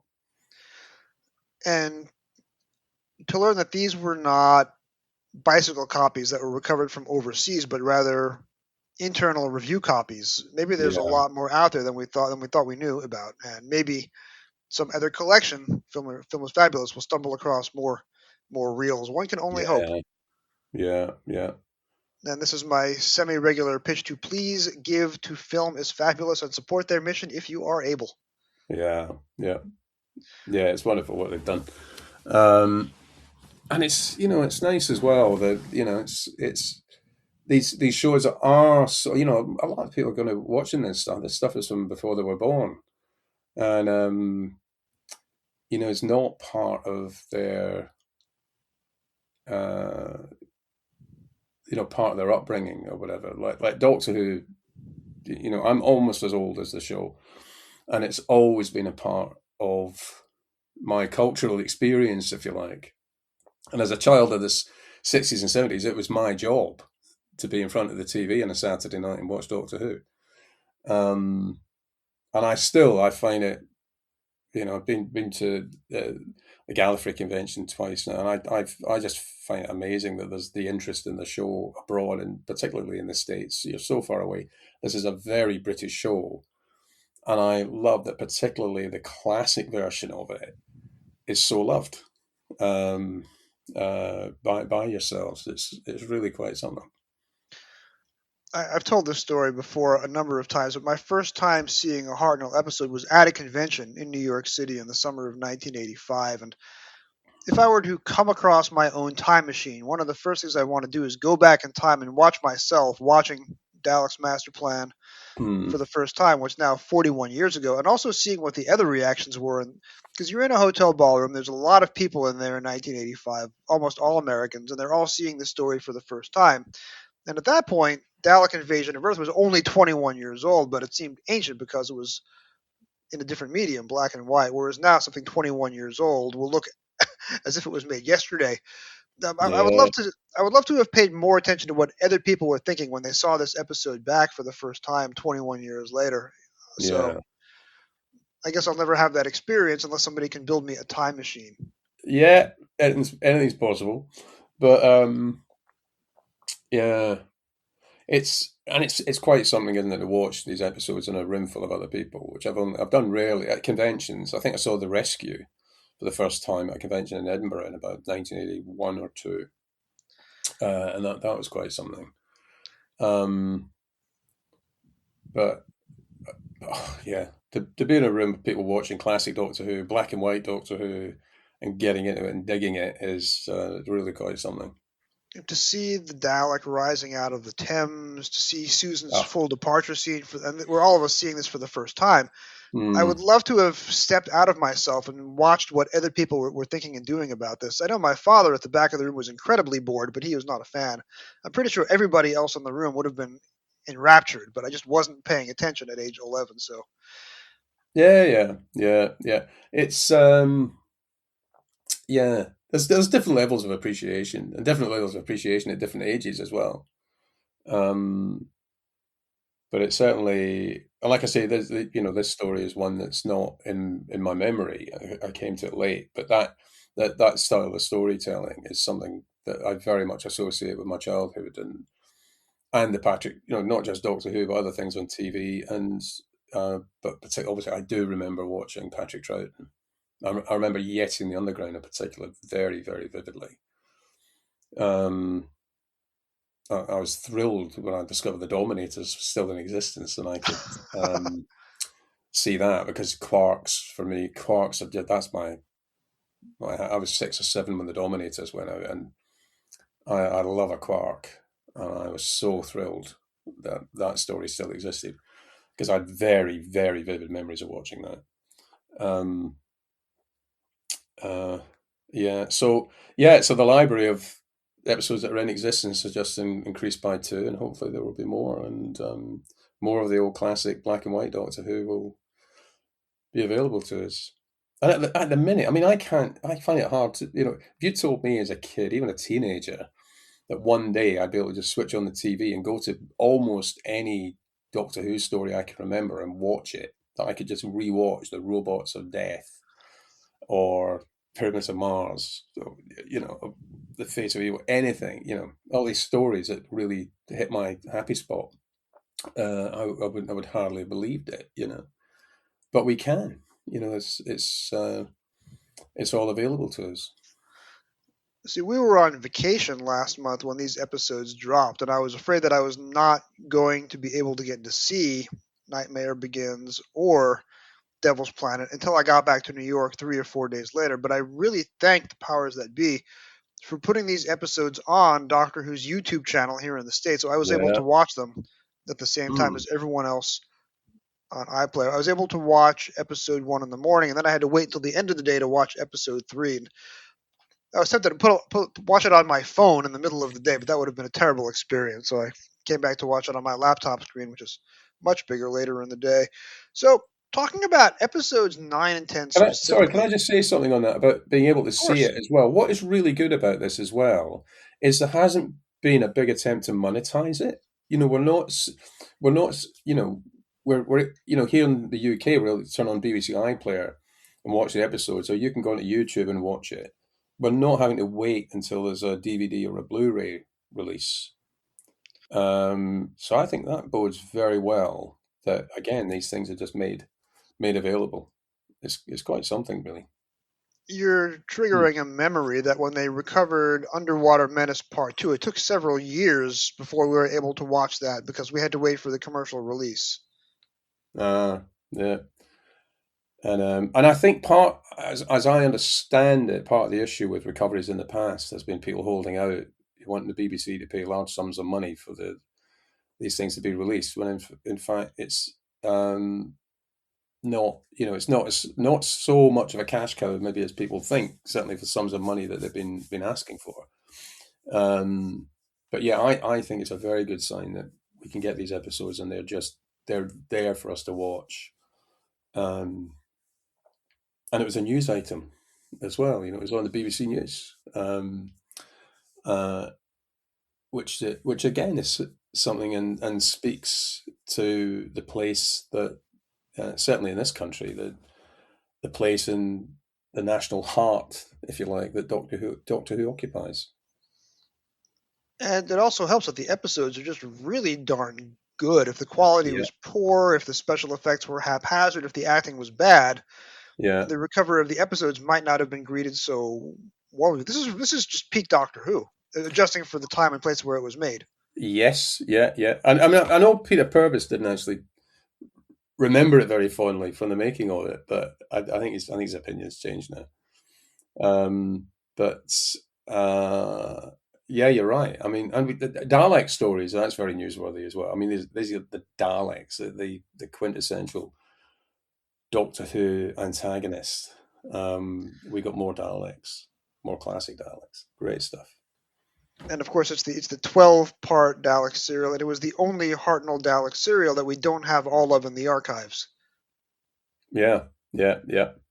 I know we got that little bit more. We got, what was it, 45 to 50 minutes more Hartnell. Great stuff.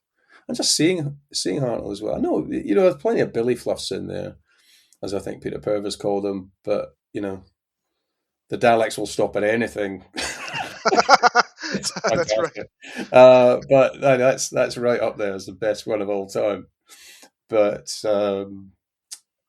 it is lovely to see him. And I think that's the first thing that struck me was just watching Hartnell. Seeing him quite a few years younger than I am now, but looking quite a lot older. I think he's about 58 at the time of this story. But yeah, just to see Hartnell, to see his performance, that's something else as well. And 58 in 1965 is a lot older than 58 now. Brad Pitt in the movie Bullet Train, which is an action-adventure movie, was in his early 60s, but he looks as if he's 35. Really? Blimey. God. Well, I'm 63. I'm nearly 64. I still feel about 25. I still feel it, Emotionally, some days I feel 11 years old, and this podcast is proof of that. But never grow up, mate. Never grow up. That's it. I'm determined to remain childish. I stand corrected. Brad Pitt would have been 58 when they filmed Bullet Train, but that's still the same age as William Hartnell. But Brad Pitt in Bullet Train looks a lot younger than William Hartnell does here. Too right. Yeah.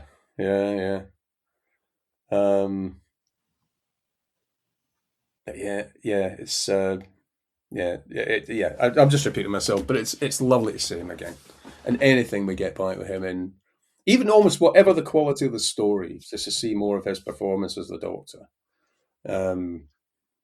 He's the reason we're still talking about it. But the reason we're still watching it, all these years later, more than 60 years later. Yeah. I find a lot to love about his performance because, number one, you have incredible breadth in his era. Almost every story takes place in a completely different locale from the one before. You never know what's going to follow. You're going to go from the Crusades to the Space Museum. You're going to go from the Web Planet to the Crusade. You're going to go from the Myth Makers to the Daleks Masterplan. You're going back and forth in time. You never know where you're going to end up next. Hartnell is at his best in historical comedies when he has another human actor to play off of. Mm-hmm. And I think episode 5 of this story, where he's reading Technobabble and the planet Myra, I think his performance suffers a little bit when he's not in comedy ground. But his performance is always intense. And yes, his wig is doing a lot of acting in the recovered episodes. But even that's great to watch. And even when he fluffs a line, it's almost found poetry because he finds a way. Even if he can't remember the exact words, the words that he comes up with are often beautiful. Yeah. It's all part of the charm, isn't it? The appeal of the character of the Doctor, and lovely stuff. And nowadays, of course, you have unlimited takes, and you're only recording 2 pages a day, whereas they were doing 25 pages in 75 minutes. Mm-hmm. Oh yeah, yeah. The as live recording were just a few breaks allowed. I think 2 or 3 breaks allowed or something. Right. So they had to live with mistakes in a way that even back in 1980 with Full Circle, we didn't have to live with mistakes. Um, um, yeah, that's what a way to make television. I would love to see. I don't know if there's the money for this anymore, but I would love to see modern Doctor Who just for one episode do it in the style of a classic series episode, black and white, live to tape, just to see what the actors can come up with. Multi-camera. Multi-camera, Yeah, yeah, like the University of Central Lancaster remount of Mission to the Unknown, which is done in the yes, same uh-huh, style. yeah, yeah, yeah.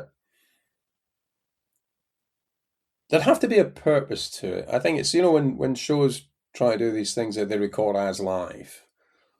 I think that works only really when there is a purpose to it and it actually serves a story or the event or um, rather than doing it as a gimmick. Um, yeah, so maybe if it was something where they were transported somewhere, they were actually in a TV studio from the 60s or something. Um, uh, yeah, but it would be interesting. It'd be interesting to see how everyone coped. had a little had a little breakdown or whatever. Yeah. So let's zoom in a little bit and talk about episodes 9 and 10, because when I was watching this Mm. all in 6 nights for my pilgrimage, like I said earlier, my attention was wandering because I wanted to get back to the story, and episodes 9 and 10 did seem a little irrelevant. But when you just take them out of the box and watch them on their own, episodes 9 and 10 are quite charming, aren't they? Yeah, and it's the monk and it's Egypt, and um, I think in your podcast previously, your guest has said that they thought the monk was put in as a in the way that Feast with Stephen got the show past Christmas. I think there was a comment about the monk being put in as something to get through January, and again when people aren't paying too much attention and or might miss episodes. But I think the monk actually does serve a purpose for what he serves a clever purpose in that at the end of episode 10 the doctor's got the directional unit from from the monk's TARDIS, so that enables him to get to Kemble, and there's this device that only works once and nearly blows up the TARDIS or whatever. But that's quite an important role that the monk serves. And by the way, I agree with you that John Peel in his novelization puts the the sequence of the monk finds himself on the ice planet, and he's like, "Oh, Doctor, I'll have you for this." It's at the end of the book rather than at the end of what would have been that episode. I think it's a very clever decision by John. But yes, it's a nice sequence, and it's a sequence during which there's a very important plot development. Mavic Chen and the Daleks get hold of the Terranium core in episode 10. And that's dramatic. The Doctor says, "I've had to give them the real Terranium core this time, not the fake they passed off a few episodes before." Right. So it's not just a bit of fluff. There's some real proper plot development going on there, and some nice humor as well. Like I say, particularly with the monk and how he just thinks on his feet all the time, just looking out for himself. Um, and it's done well. Him being a mummy doesn't really quite come off, but I'll let that go. I'll let that go. It works okay as a cliffhanger, I guess. When I first discovered Doctor Who at age 11 and 12, the very first thing that I started to do as a fan was write my own fanfic. So I'd buy a Yeah. spiral notebook and I would fill it up with episode ideas or episode titles, and I created my own Doctor Who like character from an alien planet with his own time machine, and I would write little adventures for him, which were basically Doctor Who episodes retold with the serial numbers filed off. But I always wanted to set a Doctor Who fanfic story in ancient Egypt because as a kid growing up near New York City, going to the Egyptian wing of the Metropolitan Museum of Art, where they have an actual pyramid on the premises, and they Oh, have yeah. all the artifacts retrieved from various Hmm. tombs, and they have the other Cleopatra's Needle, one in London, the other one is in New York City, behind the Metropolitan Museum of Art. So Egyptian culture sang to me when I was 11 and 12. So I tried to set a Doctor Who-like fanfic story in ancient Egypt, but I didn't have the specific knowledge to come up with a plot. It would have been great to see a 6-episode Hartnell era story set in ancient Egypt, but this two-parter with then Walter Randall plays a villain every year in the Hartnell era, from the Aztecs to the Crusades to Yeah. ancient. If you go back in time in Doctor Who, you're going to see Walter Randall as a bad guy, so he does a pretty nifty performance here. Yeah, and of course it's very like the Chase, isn't it? It's very similar to the Chase at this point. We've got the Daleks pursuing the Doctor through time and space and whatever, and doing that thing, that termination thing. He's just going like as the Keys of Marinus is a bit the best or slash worst example of this, but a new location almost every week. Which from a production point of view, you think, God, we need new sets. We're not. This is a Doctor Who thing. You've got new sets all the time. You've got new surroundings, new locations. But the show does a very good job of it. This is like I said earlier, we got a depiction of Egypt, and they pull it off pretty well. And I think the interactions with the Egyptians, the scenes with the Egyptians are very well done too. I mean, when they attack the Daleks, there's an element of it's like they put rocks around the back of the Dalek to trap it, and the Dalek all it has to do really is move forward and there's little things like that.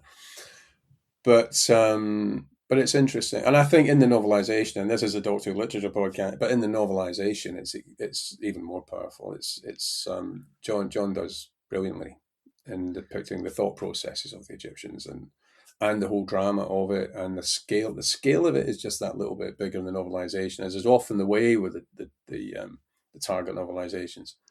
But given the limitations of studio filming at that time, I think it's done very well. And as I said right at the outset, I think the ambition of the series in taking on something like this is really very much to be applauded. And I think these two are two very good, entertaining episodes of Doctor Who. And hopefully we'll get episode 9 back at some point.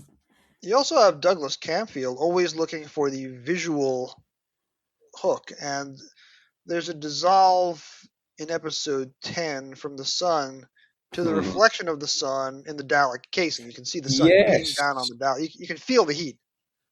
Yes. Yeah. It is extremely well done, and few better than Douglas Camfield in the history of Doctor Who. And these episodes were written by Dennis Spooner, who was the outgoing story editor for the show and had written The Chase the year before. So he's certainly on familiar ground. And Doctor Who regularly made trips to America in the Hartnell era, because you have the Empire State Building, you have 1920s Hollywood, and you get the gunfighters in a few weeks.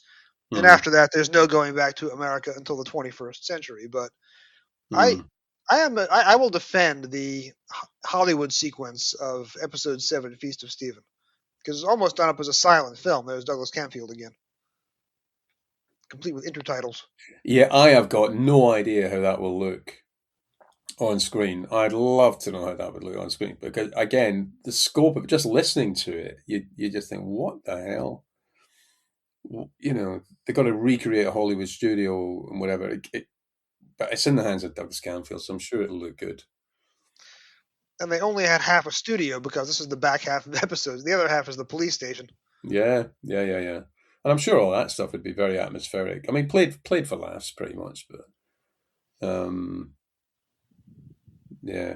Oh, no, I really want that episode. Now, Feast of Stephen is one that's suddenly leaping right up to the top of my wish list, right after episode 12 of this story. Right. Because that's the story, the Destruction of Time. That's the one that really, really want back. Because just the set photographs from that are, quite something to see. Again, Sarah Kingdom. And also to listen to that story on audio, as we've both done, there's not a lot of dialogue in episode 12. It's a lot of sound effects. And Douglas Camfield is not just going to fall asleep behind the camera waiting for somebody to speak. He's going to fill every second of silent screen time with visual appeal. Yeah. Oh, the soundscape in that is quite something as well. The Right, sound right. design is really, really quite something when the time destructor's kicking in.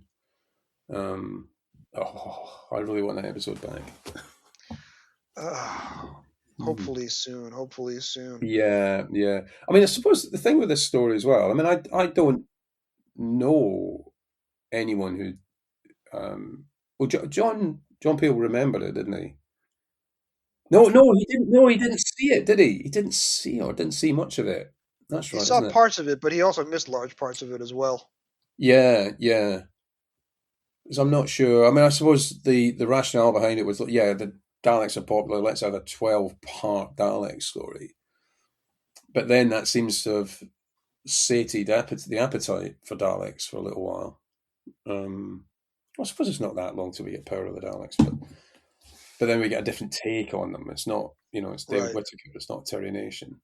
This is the last time Terry Nation writes for the Daleks until Planet of the Daleks in the early to mid 1970s. He's Yeah, and off to that's Hollywood at because this he did point. Day of the Daleks and forgot to ask him Right, right. until after kind of during the event. But they thought, oh shit, oh, sorry, oh goodness, we really this guy owns a copyright. We really need to ask him. Yeah. Hmm. Yeah, Power was written by David Whittaker and then was rewritten uncredited by Dennis Spooner. So Dennis Spooner does Oh, I didn't know that. Hmm.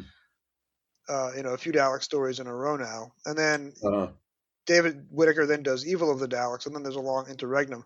But this is the last time William Hartnell faces off against the Daleks. And episode 12 is a terrific send off.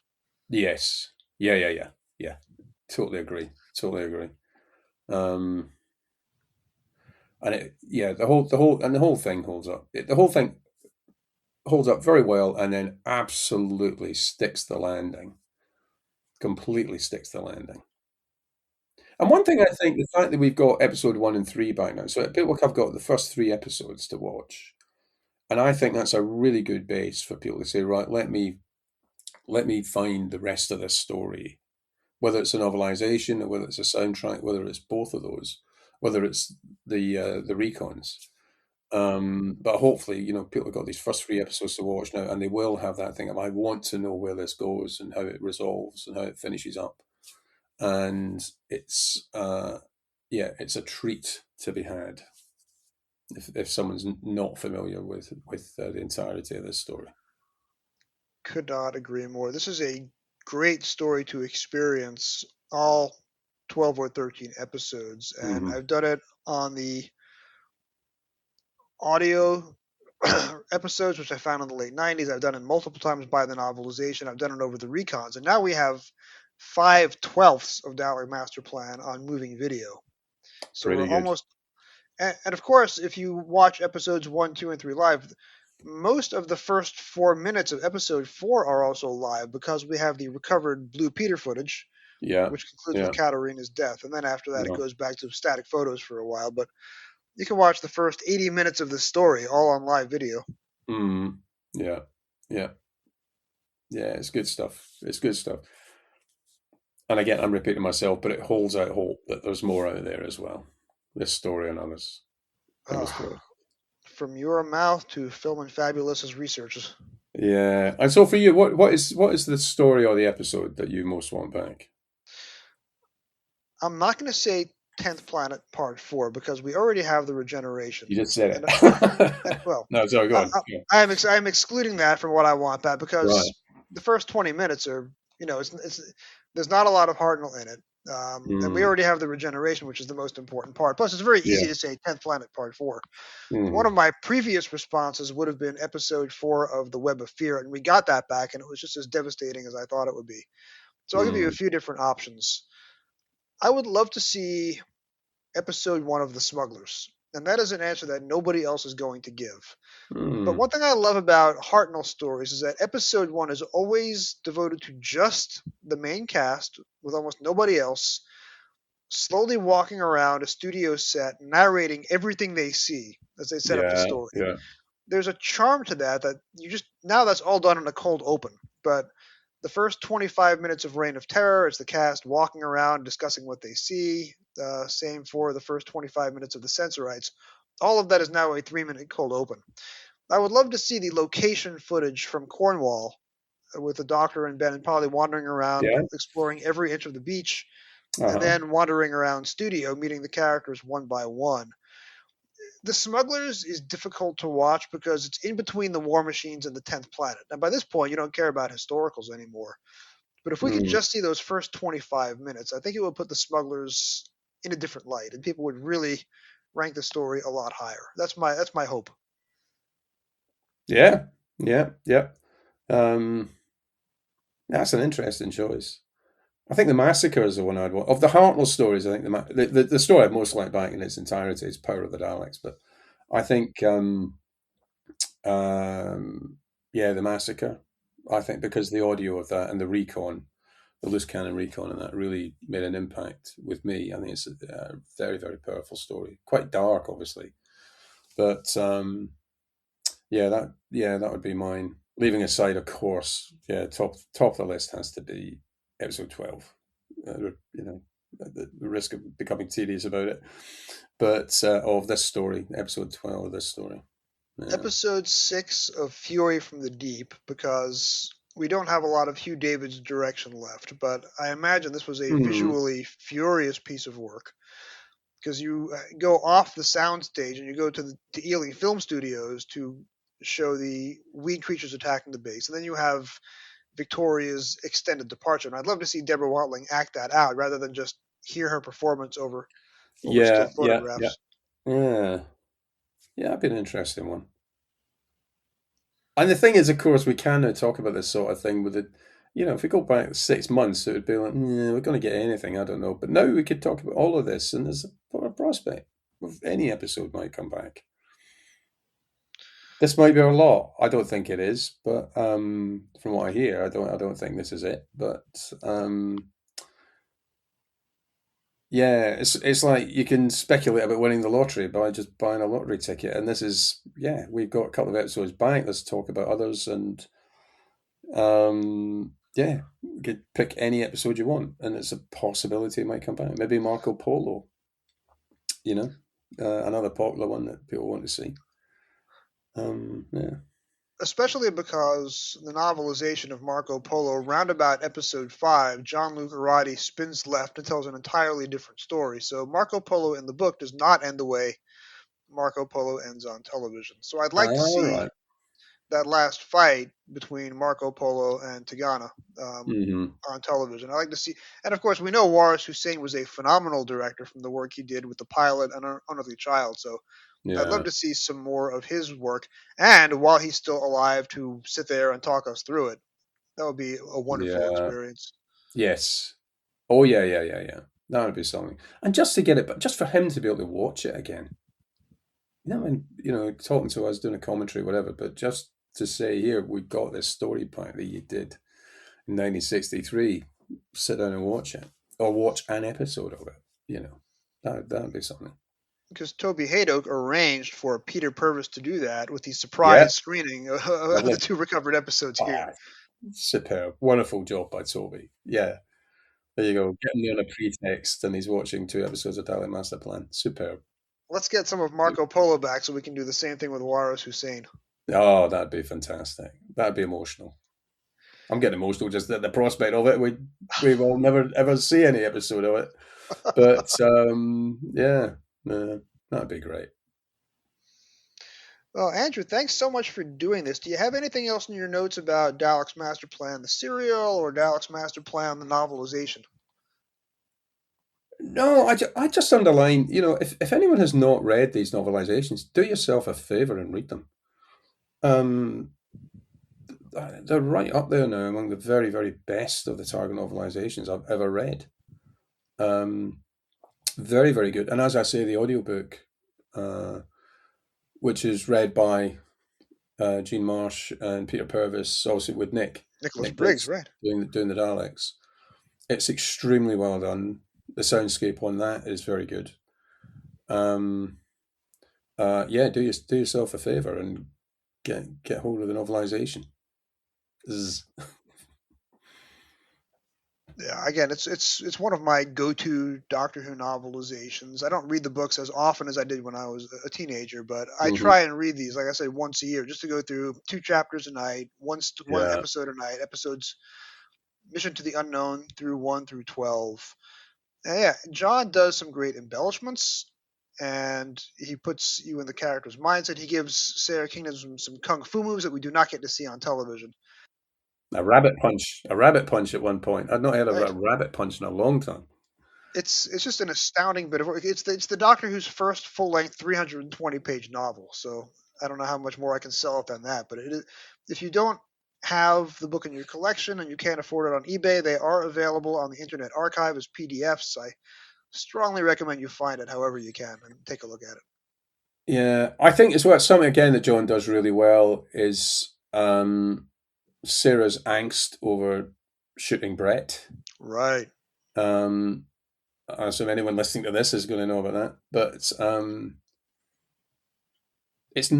done at just the right level. It goes on for just the right length of time, and obviously for the second novelization, so you got some maybe coming back to the second part after a period of time reading the first one. It's revisited and whatever, but it's pitched just right, and you get a real sense of the tragedy of it.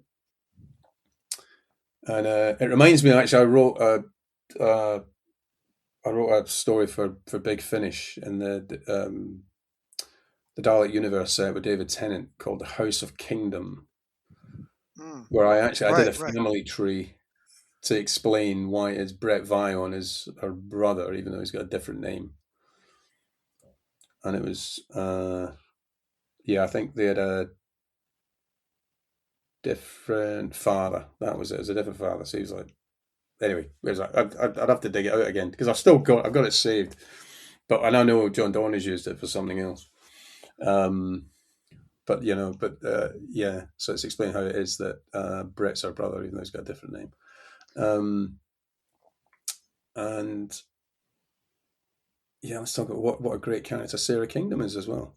And it's nice as well because you got that period, and it's clear in the novelization as well that there is this period of time where Sarah's traveling in the TARDIS. I think it's months. I think John describes it as months after the Feast of Stephen. And that's a gap that Big Finish have filled. There's a lovely story. I forget the name of it. I'm sorry to say, it was a lovely story set around where Stephen and Sarah are in Berlin or East Berlin during the Cold War when the Oh Berlin wow. Wall was up. It's a really, really good audio story. It's one of the companion chronicles. Um, so she's a proper companion in one story, but she travelled in the TARDIS for quite a while. And yeah, again, Jean Marsh, great actress, great performance. Yeah, really quite something. I will put links to these stories in the show notes from Big Finish. It's House of Kingdom is a part of the Dalek universe cycle, and then Hmm. the Anachronauts is the companion chronicles that you've been There you telling us go. about. Yeah, yeah, And that's by a friend of this podcast, Simon Gurrier, who was my guest for the yeah. Time Lash episode several years ago. Oh, Simon, yeah, he's done some great stuff. Passionate defender of Time Lash. Yeah, check out his Guardian of the Solar System as well as another cracker.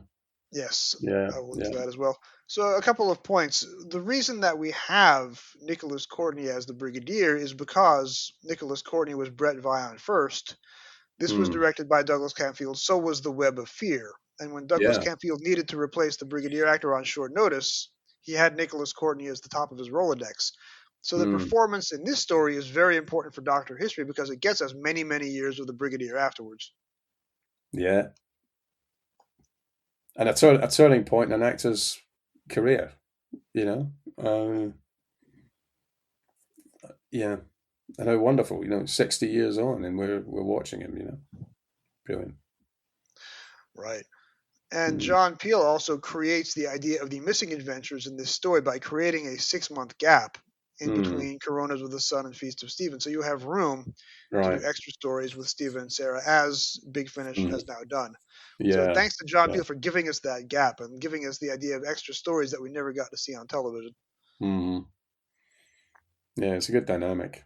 Yeah, Sarah being among the crew, despite the fact she only seems to have one outfit. I don't know. She must put it through the laundry. It must be a very efficient TARDIS laundry. She's still wearing that. Months and months and months later, she's still wearing the SSS uniform. That may have made a very big impression on a young John Nathan Turner. Oh, yeah. Yeah. Yeah. But anyway, no. Thanks for having me, Jason. It's been a real treat again. Very nice to chat Always a with you. pleasure. Thank you very much for coming back to discuss this story. We are unfortunately reaching the end of Doctor Who literature. I only have a handful of books to go after this one. But thank you so much for your contributions to the show over the last several years. Can't thank you enough. No, it's been a pleasure. I'm grateful to be asked. Thank you. Maverick 10, walk towards me. Dalek out! Maverick 10, you have disregarded my conditions. I said $1. But I am not their master. Before we go any further, you will release your hostages. Then and only then will I hand you the Terranium Core. Don't trust them, Doctor. You are released. Away, all of you. Maverick 10, join me at the back here.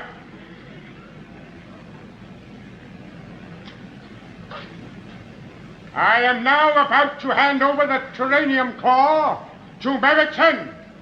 Follow me. So when I brought Doctor Who literature back from hiatus at the end of 2025, and I'd been off the air for about 11 months, the entire media landscape had changed under me while I was away. Every single guest that I had after I came back said one thing and one thing only: you have to get Rod on your show. Madness. And I asked you, and you said, my goodness, that's embarrassing, but here you are.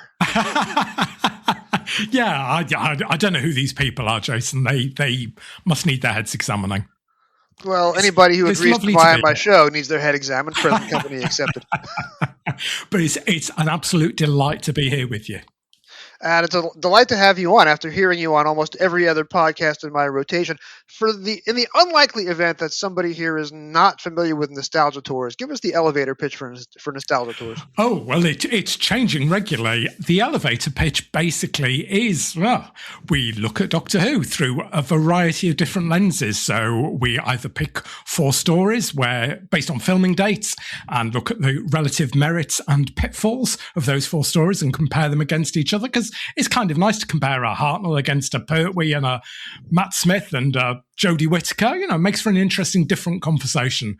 We also do season overviews, again, picking handshakes and P45s for people who usually don't get rewarded or acknowledged and people who don't necessarily get the boot put in. And I've also done some charter flights, one-offs, and there is a new spin-off, version number 4, about to start in the next couple of weeks. So yeah, lots of different things, but basically it's all about Doctor Who, it's all about nostalgia, and it's just sharing the love of the program that we all adore.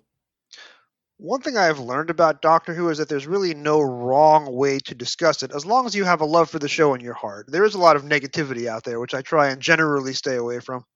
Absolutely. Occasionally it creeps in. It can't not when you've got the odd episode that doesn't land for you or for the guests. But do you know what? Generally, I would say as a rule, we're a good 95% positive.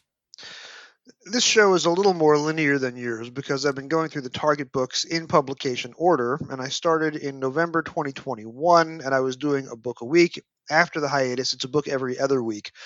And the absolute coincidence of the thing is that the episode that I was supposed to release on March 26, 2026 was this book here, Daleks Masterplan Book 1, Mission to the Unknown. As I was in pre-production about 2 weeks before, the news comes out that episodes 1 and 3, which are both contained within this book, had been recovered and were about to be released. So I immediately had to go on a 2-week hiatus. And I told this anecdote in last week's episode, which you, of course, have not heard yet because it hasn't been released as you and I are talking. But I had an episode with John Peel, which I recorded 4 years ago, talking about the Dalek invasion of Earth and its novelization. Great episode. I had used a sound effect in that episode, which was challenged on Spotify and was pulled from the back catalog. Wow. So in the interim, I re-edited that episode and put it back on Spotify a couple of weeks ago Wouldn't you know, the replacement sound effect also got challenged. Luckily, this time I was able to prevail on the challenge, so that episode is still in the archives. But I did delay the show by 2 weeks so I could actually see the two returned episodes. So it's just lucky that the episodes weren't announced a week after I had the show in the can. I was able to hold it off and completely rewrite the episode in order to discuss these two returned episodes, which, not to put any shade on Doctor Who from 2025, the delight of watching these episodes surpassed my delight at certain elements of the last season. I think that's a fairly justified position. Yeah, I can't really disagree with that. I mean, it's one thing to base your entire season about a continuity reference from 50 years ago, but it's another thing to show an episode that nobody has seen in 61 years. Absolutely. And we've That's all on a very been different level. desperate to see for 61 years, or as long as we've been around. Exactly. So let's talk then a little bit about you. Since this is your first time out, I'm going to give you the introductory treatment. What is your Doctor Who fandom origin story? Wow. Okay. So I became a Doctor Who fan pretty much before I could speak, read, write.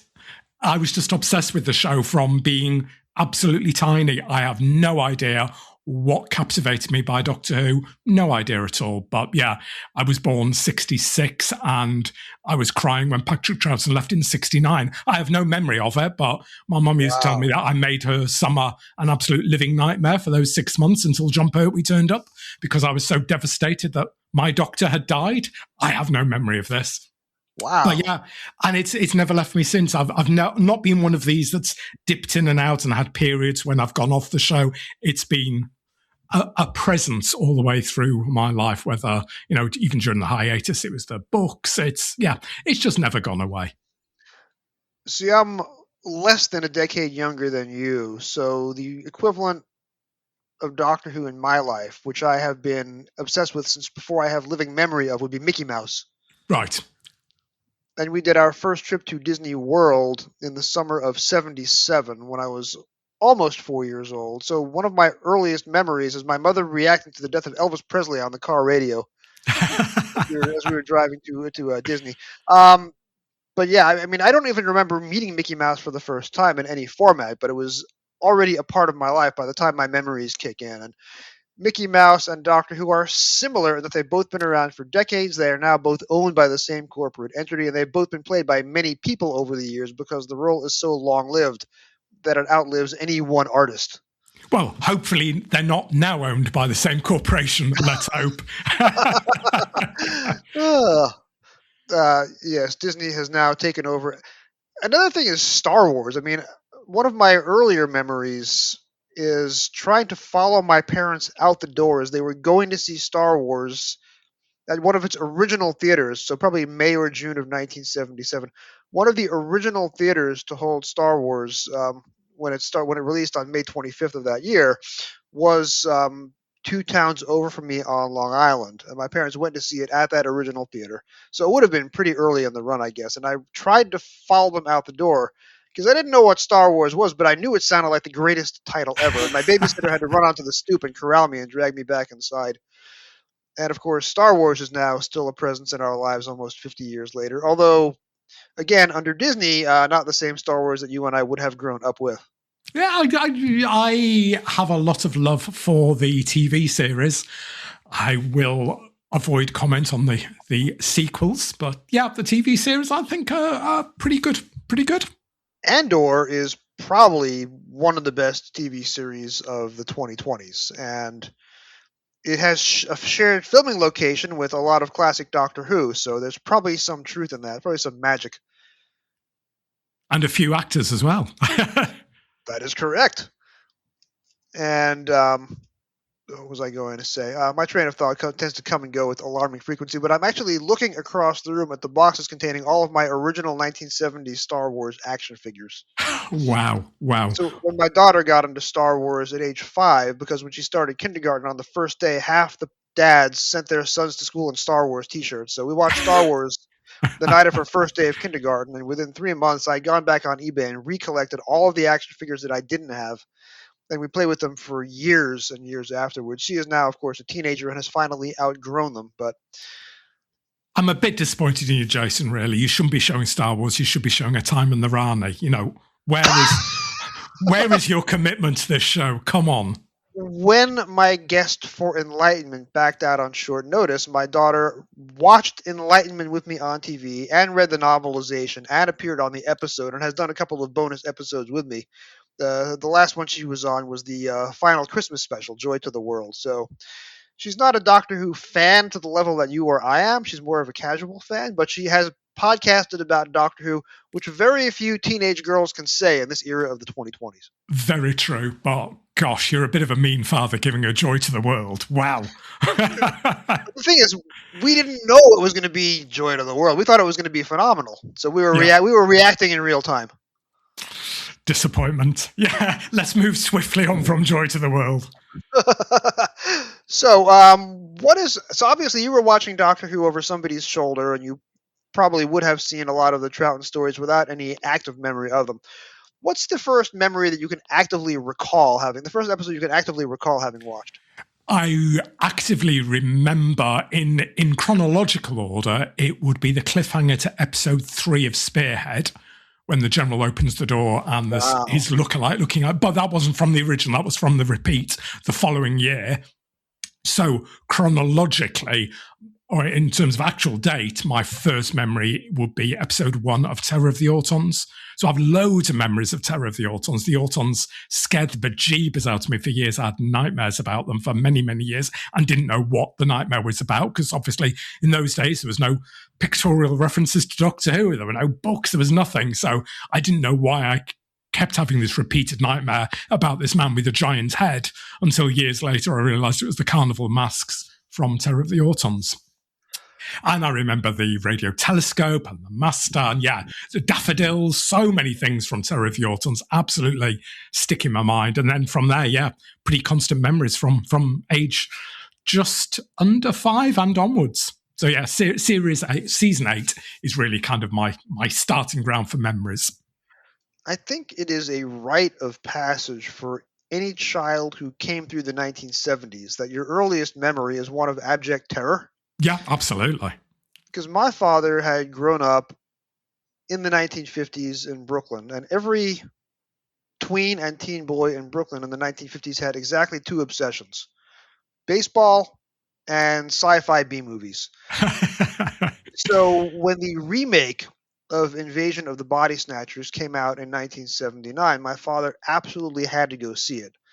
And being the father of a family of 3.5 at that point, he absolutely insisted that all of us come along with him to the theater to watch Donald Sutherland in the remake of Invasion of the Body Snatchers, being too cheap to hire a babysitter.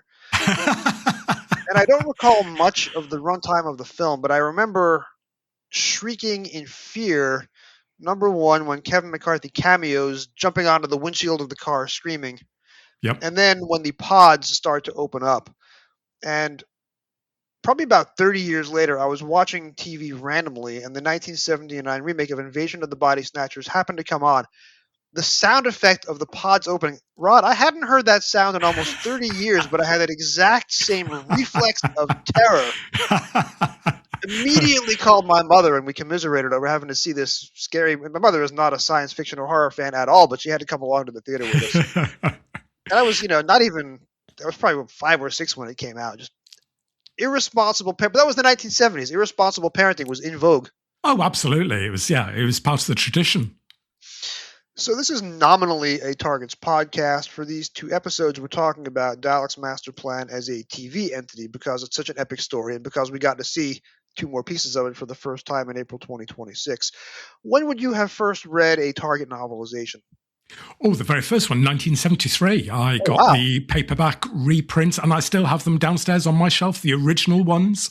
So I had, the Crusaders and Exciting Adventure with the Daleks and the Zarbe, Doctor Who and the Zarbe, the first 3 Target books. So I saw them on the shelf of W.H. Smith, which are local newsagents or national newsagents, as was. Very sadly disappeared off our high street in the last year. But I bought them there and then back in 1973 and started the bug from there. So I am very pleased to say that I still have every single Target novel that I bought originally when it first came out, and I have a first edition of every one. So yeah, and they're still all on the shelf downstairs. That is a stunning achievement. Very few guests. I think Gary Russell is the only other guest I've had who's able to say that. Yeah, it's fairly rare these days, I would imagine. Jim Sangster, possibly he's going to get mad at me for forgetting, but he may have the original first edition collection as well.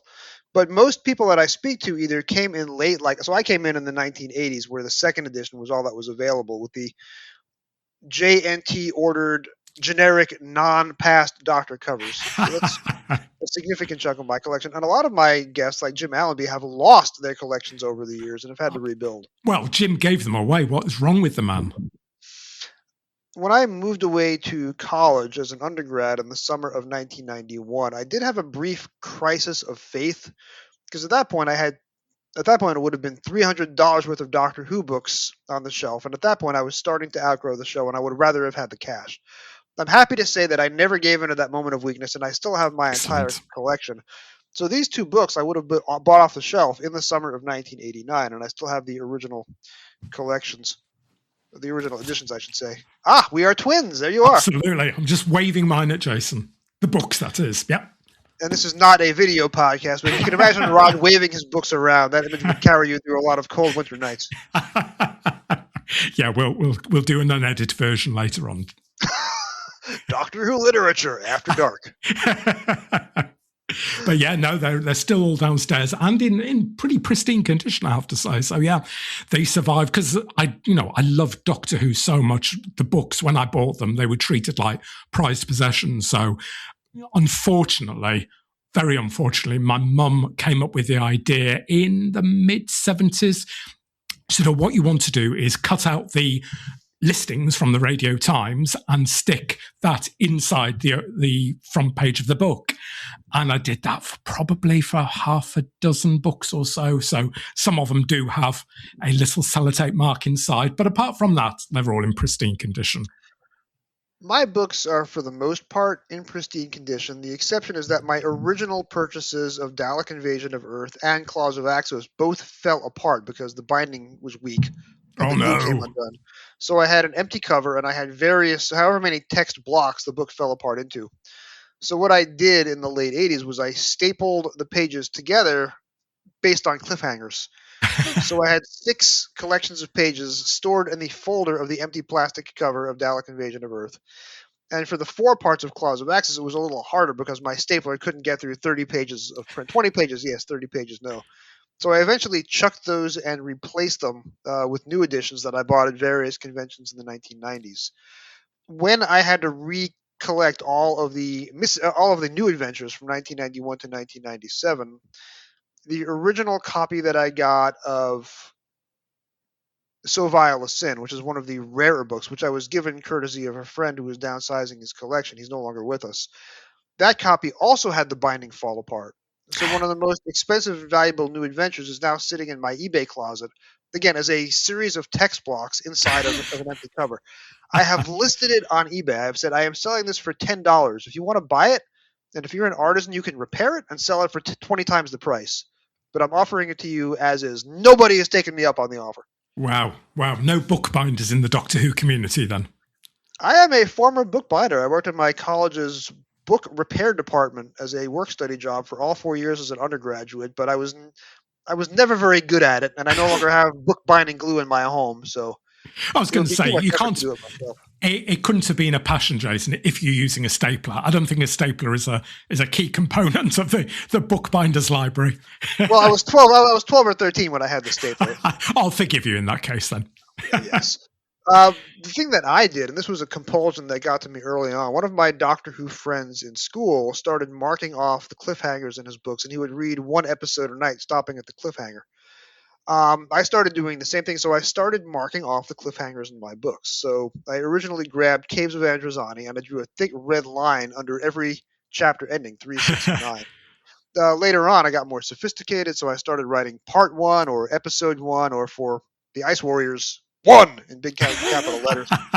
And for the Hartnell years, I started writing in the individual episode title, such as Strangers in Space or Johnny Ringo or what have you. I have never done that for these two books because when I first got them, I wouldn't have known where the cliffhangers were. That knowledge came much later, and I have not actually written the titles in these books. Although I will get John Peel to autograph them when I see him at LI Who, Long Island Doctor Who, in a few months. So I have 4 books autographed by Terrence Dix, and I have the cliffhangers marked off on a lot of them. For some of the books, I wrote the production code on the title page, like 5V or triple X. And for some of the Pertwee years, when they started broadcasting Pertwee in the United States in 1985, I would write the actual original air date that I saw the episode in the book, which I now know that I saw the Three Doctors on July 4th, 1985, for example. Wow. So these books are now unsellable because I've written in them, and I've left all sorts of marks and stuff. So once I am gone, my wife has made it clear that after I moved on, these books are going straight to the curb, straight to be collected. They're not moving on anywhere. She's not going to sell them on eBay. They're just going straight to the bin. I'm glad you've had that discussion, Jason. Oh, it was made clear to me early on. I must admit, my husband constantly said, because we've moved quite a few times over the years, and every time we move, he looks at me and says, do we really need all these paperback books? To which, of course, the answer is yes, we do. So, yeah, they're not going anywhere. We've never gotten to the level of the books go or I go. However, she's come to terms with the books, and when she is on a Zoom for work, my bookshelf with all the Doctor Who DVDs behind her forms an impressive backdrop. Excellent. But I can guarantee you that while my daughter has read Enlightenment, my spouse is never going to read any Doctor Who novelization, ever. No, my husband's never read one, and will never read one either. So you and I would have probably encountered the Hartnell era differently, because I was here in the States. We got the Hartnell package starting in September 1985, and I know that at my first Doctor Who convention, July 27th, 1985, at the now-defunct Roosevelt Hotel in Manhattan, Madison Avenue and East 45th Street, I saw an omnibus version of the Dalek Invasion of Earth, which would have been one of the first Pertwee stories shown anywhere in the one of the first Hartnell stories shown anywhere in the United States. So I saw the 17 then surviving Hartnell episodes pretty early on. And from the program guide, I was bummed that I never got to see Marco Polo or Dalek Invasion of Earth. I then would have seen the Orphan episodes when I bought the Dalek Early Years VHS in 1993 or so. When did you first get to see the Hartnell era on video, and when would you have first encountered any of the surviving bits of Daleks Masterplan? Well, it was very piecemeal. So, as you no doubt know, in the UK, we didn't have repeats of Doctor Who unless it was a very special occasion, like the Five Faces of Doctor Who season in 1981, which was the first time I saw An Unearthly Child. However, by mid-80s, I had started dipping my toe into Doctor Who fandom. And very quickly, I found access to the pirated video market. So yeah, by the mid 80s, I think it was about 85, 86, I was pirating videos left, right and center. So I pretty much got at that point a complete library of everything that was available within the BBC archives at that point. I mean, I must admit the quality of some of them was diabolical and virtually unwatchable at times, but I owned everything that was available in the archives. And then after that, it was just piecemeal coming back as the episodes themselves got returned. And there was a longer wait for those because those weren't so quick to come to the pirate market. Well, they weren't for me anyway. So I tended to see them on kind of the compilation tapes or whatever else might be coming out. So yeah, it was quite an odd way that I got hold of them. But obviously, I'd encountered them all through the novels and the novelizations already. So yeah, it was all a bit hit and miss, to be honest. So what's your affinity for the Hartnell years? I mean, for me, there aren't too many 12-year-olds in 1985 who are still watching black and white television. I mean, obviously, I Love Lucy was still in reruns, and some of the older shows started off in black and white, but there weren't too many kids clamoring to watch the Sensorites on a Saturday afternoon the way that I was. What is wrong with them? I have no idea. To this day, the Hartnell era is still my home base for the show, and after Doctor Who Lit reaches the end of the novelizations later this year, my general plan is to have a Hartnell podcast. Not that there's any demand for that in the world at large, but I think the world needs to hear me speak about Hartnell some more. So That's my general notion. How about you? Where does the Hartnell era rank? And I realize it's several eras in one because you have Verity Lambert's notion, John Wiles' notion, and Lloyd. Where does the Hartnell era as a whole rank for you in terms of your favorite elements or areas of Doctor Who? Wow. I wouldn't say it was top of my list. It's definitely not I don't actually know what is bottom of my list, to be honest, because I love the whole show. There's no era that I actively dislike. It's not at my top, I have to say. Obviously, my nostalgic love is with John Pertwee, Tom Baker. My heart also belongs very much into, if we're talking classic, to the Seventh Doctor as well. That was a period that absolutely hit home for me. I love Hartnell, though, and the more I go back and the more I revisit, and actually, particularly with kind of the missing adventures, obviously I'd read the books, I'd seen what was available, I've heard all the audio reconstructions, etc., but doing them for podcasts is a different thing entirely, isn't it? When you start really sitting down and unpicking them and really analysing the stories in a way that you don't do when you're just experiencing them. So I get more and more love for the Hartnell era as days go by, actually, and discover more things, and things like, episodes 1 and 3 of Masterplan coming back. You just discover new things and new joys, like Katarina. I mean, I've never given Katarina, I don't think, more than a minute's consideration in the past. I just haven't. Unfair to her, obviously, I've seen the surviving episode 2. She doesn't make a huge impression in episode 2 of Masterplan. So I've never really given her much thought, but my God, seeing her in 1 and particularly in 3, she's an absolute revelation. It's like finding a new companion I never knew existed. So yeah, there's always new stuff to discover, and whether that's just by listening to the audios and really unpicking them, or please let's have some more episodes returned, because that's just an absolute joy, isn't it? What a gift. I give so much credit to the loose cannon people for reanimating the missing episodes. Yeah, absolutely. But the one thing they cannot do is go back in time and realize that Adrian Hill's performance was entirely nonverbal. Yeah. Somebody told me she only has about 70 lines of dialogue in those first 3 episodes. And of course, she doesn't speak at all in part 4 when she dies shockingly early on. And the words are these are not memorable words. Nobody's putting a Katarina quote on a quote list anywhere. No one's wearing it on a T-shirt. You can buy a T-shirt that says "Insect Movement" by Rosalind de Winter, but you're not buying a shirt that says "XXX." Piece of perfection. Exactly. But the fact that she has this entire character mapped out through nonverbal gestures and eye movements, and her physical interactions with William Hartnell, the way they stand next to each other. Yes. That must have been magical to discover that in rehearsal, and she does it for 3 weeks, and then she's off the show. And none of us had any inkling that anything like that survived, because we didn't even have telesnaps. Absolutely. So it was an absolute joy. One of the questions that I put on whatever Doctor Who forum I was on in 2004 when they announced that Dave Armageddon is back, like, we're finally going to find out if Adrian Hill is any good. And Dave Armageddon doesn't really answer that because the focus is on the parade of alien delegates, which is another amazing performance. However, episodes 1 and 3 have made everybody reevaluate Katarina. It's one of the greatest things about 2026, rediscovering her. Yes, absolutely. I've seen some negative comments online, which I was quite surprised about, because my God, her performance absolutely hit for me. What is there to be negative about? It makes no sense. Exactly. Explain it to me. I don't get it either. I just think she's an absolute delight. And you're right. You don't get it from the loose cannon reconstructions. And as you rightly said, there aren't John Curatelli snaps of those. But it's the chemistry between her and Hartnell that is just off the scale.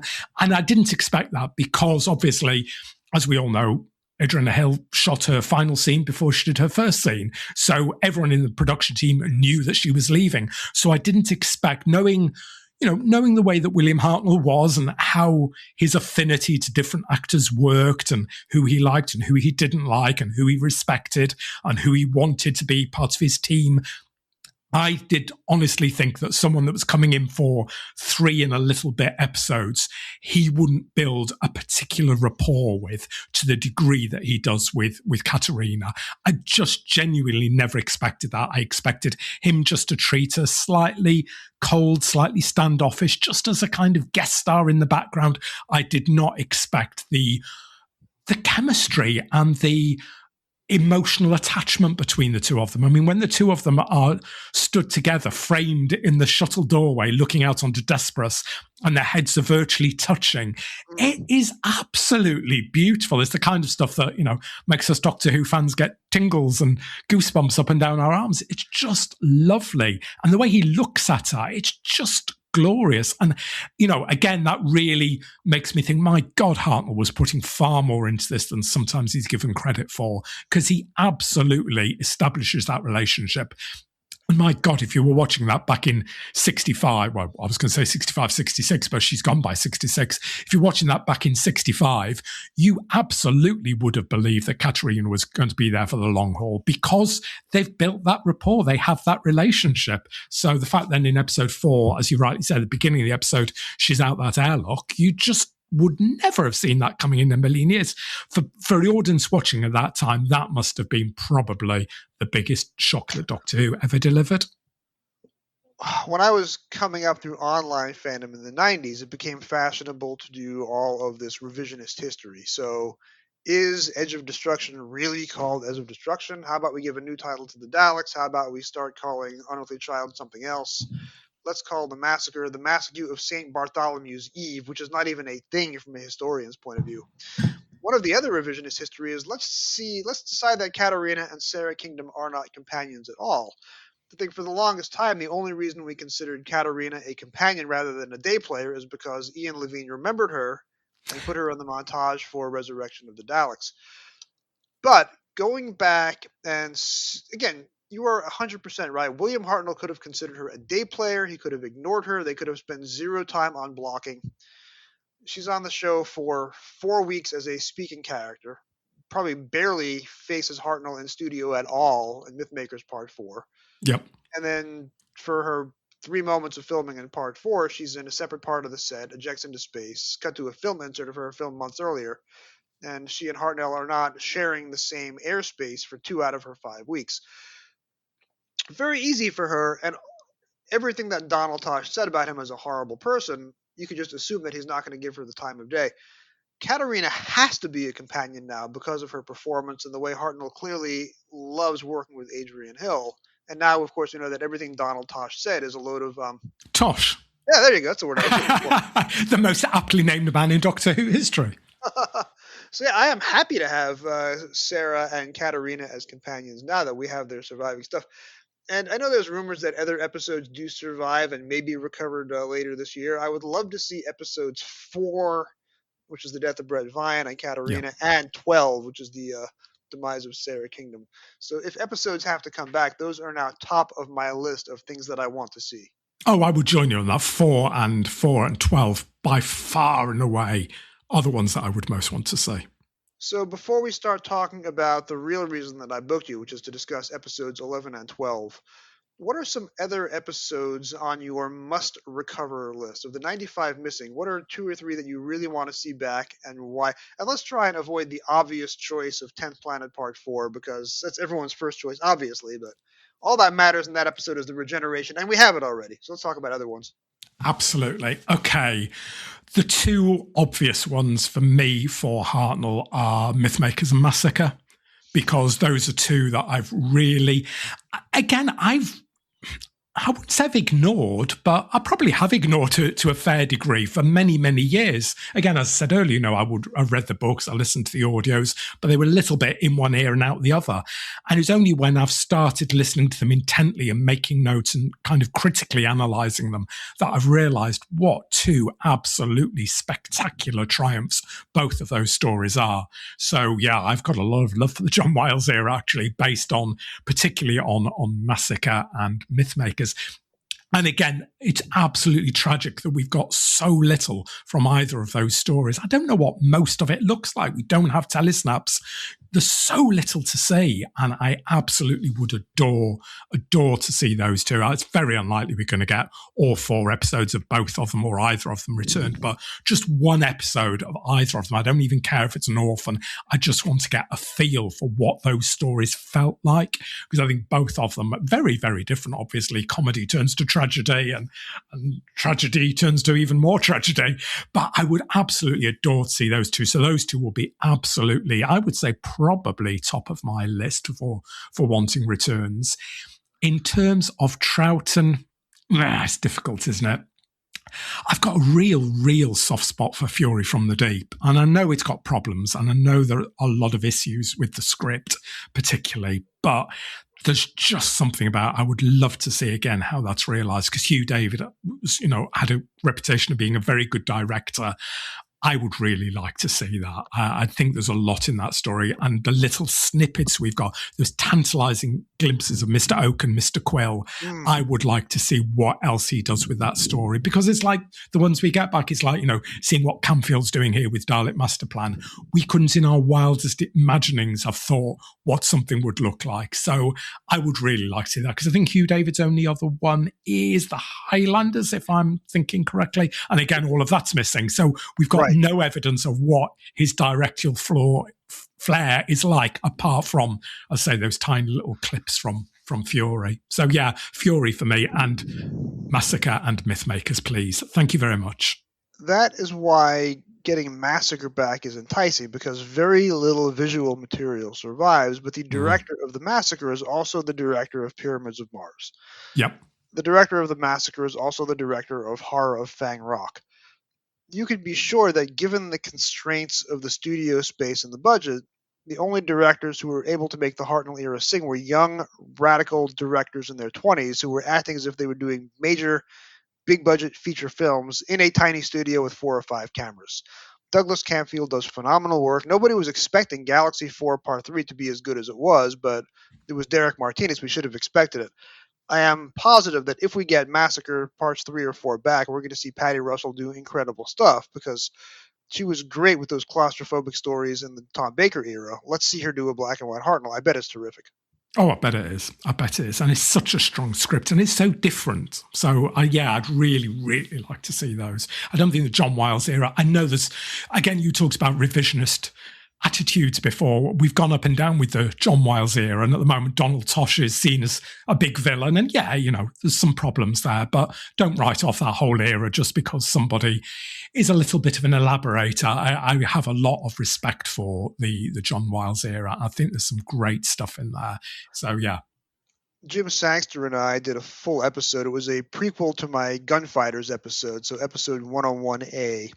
We just talked about the season 3 production block, which begins with Mythmakers and ends with The Smugglers.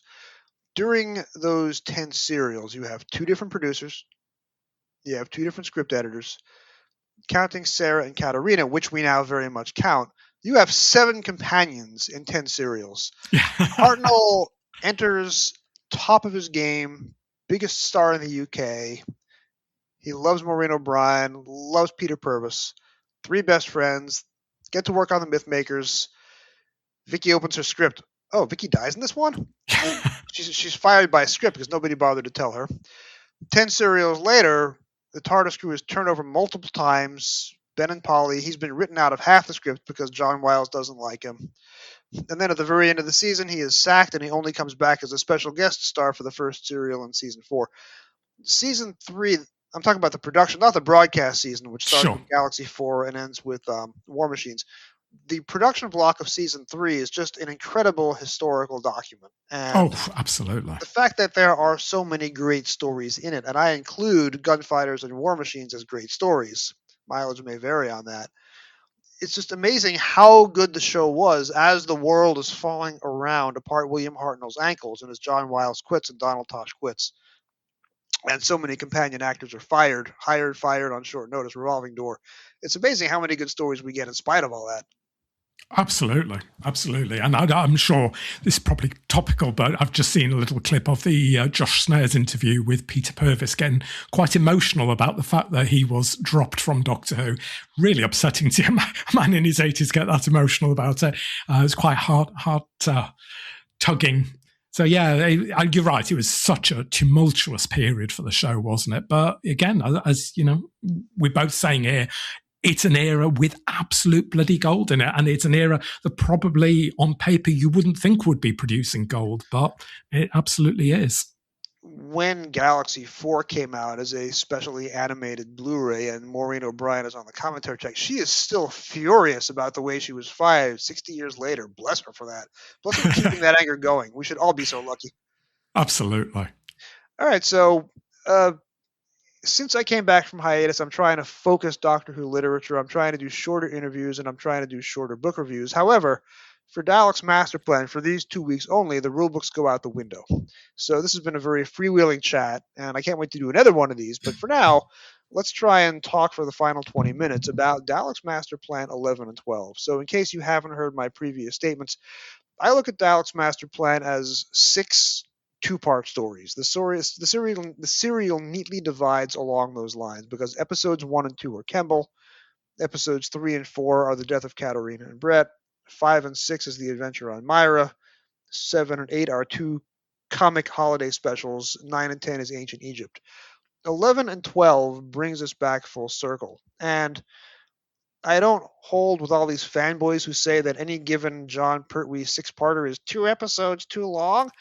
But if you were to just do Daleks Masterplan as a 6-parter, 1, 2, 3, 4, 11, 12, you're probably talking about a white-hot story that is better than anything else Doctor Who has ever done before or since. 11 and 12, I would have first encountered through the novelization in the summer of '89. Holding up the wrong book, I'll say that again.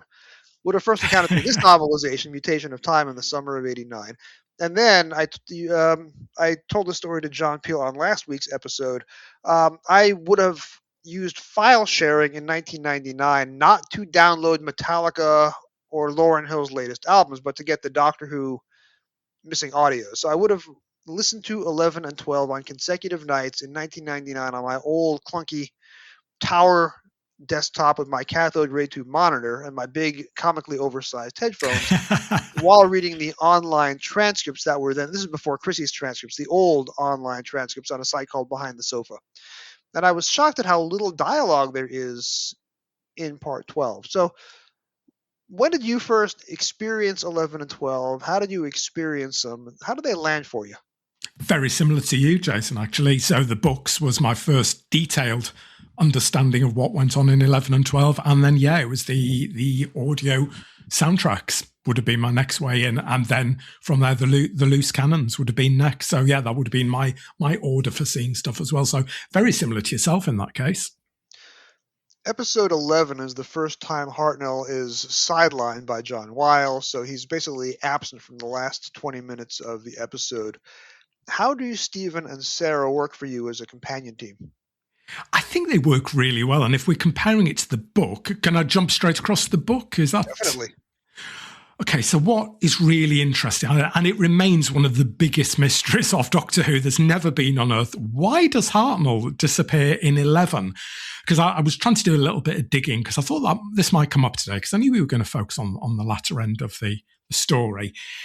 And, you know, there's lots of rumours go by and you tend sometimes just to believe what you see in print sometimes. And the common myth seems to be, or the lazy, simple way online is, oh, they didn't like him, so they got rid of him from the rest of the production. But that can't be the case because they film episode 11, as they do all the other episodes in this era, on one night. So it's Friday, the 7th of January, 1966, is when they shoot The Abandoned Planet. So there is no way that Hartnell's going to be in the first 5 minutes, and then they've got time. I mean, they didn't even like to take a single cut during these things. They wanted to shoot it as live. There's absolutely no way an actor would have left for, as you rightly say, pretty much the last 20 minutes of the episode. Lines would have been divided up amongst the other lead actors. This was planned in advance. And again, I did a little bit of digging to try to see what I could find because it is still shrouded in mystery. So up to the 13th of December at least, so what's that, 3 weeks before they're filming, Hartnell is still fully in the script by the 13th of December. He takes pretty much the role that we get in the book. We'll come back to the book in a second. So something happened at some point between the 13th of December and the 7th of January to write him out of that, and effectively out of the first probably 10 minutes of episode 12 as well, 5 to 10 minutes. You're right, it's the beginning of John Weil starting to sideline him, but it's such an odd decision at the climax of such an epic story to write your lead actor out. Now, in some ways, I actually think it works because it creates additional mystery for Stephen and Sarah, because they're constantly asking, where's the Doctor? Has he been captured? When are we going to see him again? What's happening? And I think for the viewer, again, they probably didn't, well, they wouldn't have known at that point that this was episode 11 of 12. They probably had an idea by the fact that we're back to Kemble that we were heading towards the end of the story. But obviously in those days, it wasn't part 11 and part 12. It was just the name of the title. But I think the story is pretty obviously that we are closing in on the end. So to have Hartnell absent from that, I do think it's quite a masterstroke in a way, because it does create, there's not a lot goes on in 11 apart from moving the players around the chessboard to get them in the right place for 12. So to introduce that additional mystery and threat of what the hell has happened to the Doctor, I think really works.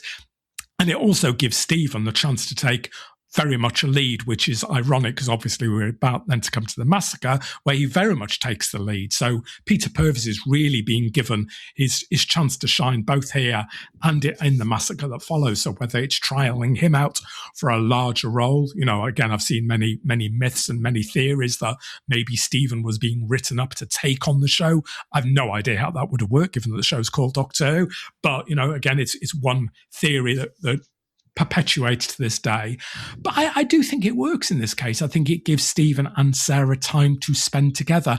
I will say I don't think Sarah is the greatest companion of all time. She's very, very thinly written. But Stephen, I think, is great in it. So, yeah.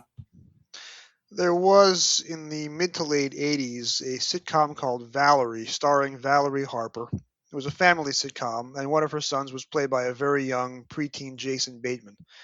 Valerie Harper was fired from her own sitcom at the end of season 1, so it came back as Valerie's Family, where Valerie dies off screen, and by the end of the run it was called The Hogan Family. So there is precedent for firing the lead actor for the show and renaming it. The show could have been called Stephen Who for the next several seasons after that. Stephen Taylor, space pilot of the future. But when you look at it, immediately after Daleks Masterplan, the massacre, Hartnell is not in part 2 at all. Yep. He's only in 2 scenes as the Abbot in part 3. Little known fact, he only has less than 100 words as the Abbot in that entire story. So folks who want to see his performance as the Abbot aren't going to have a lot to go on.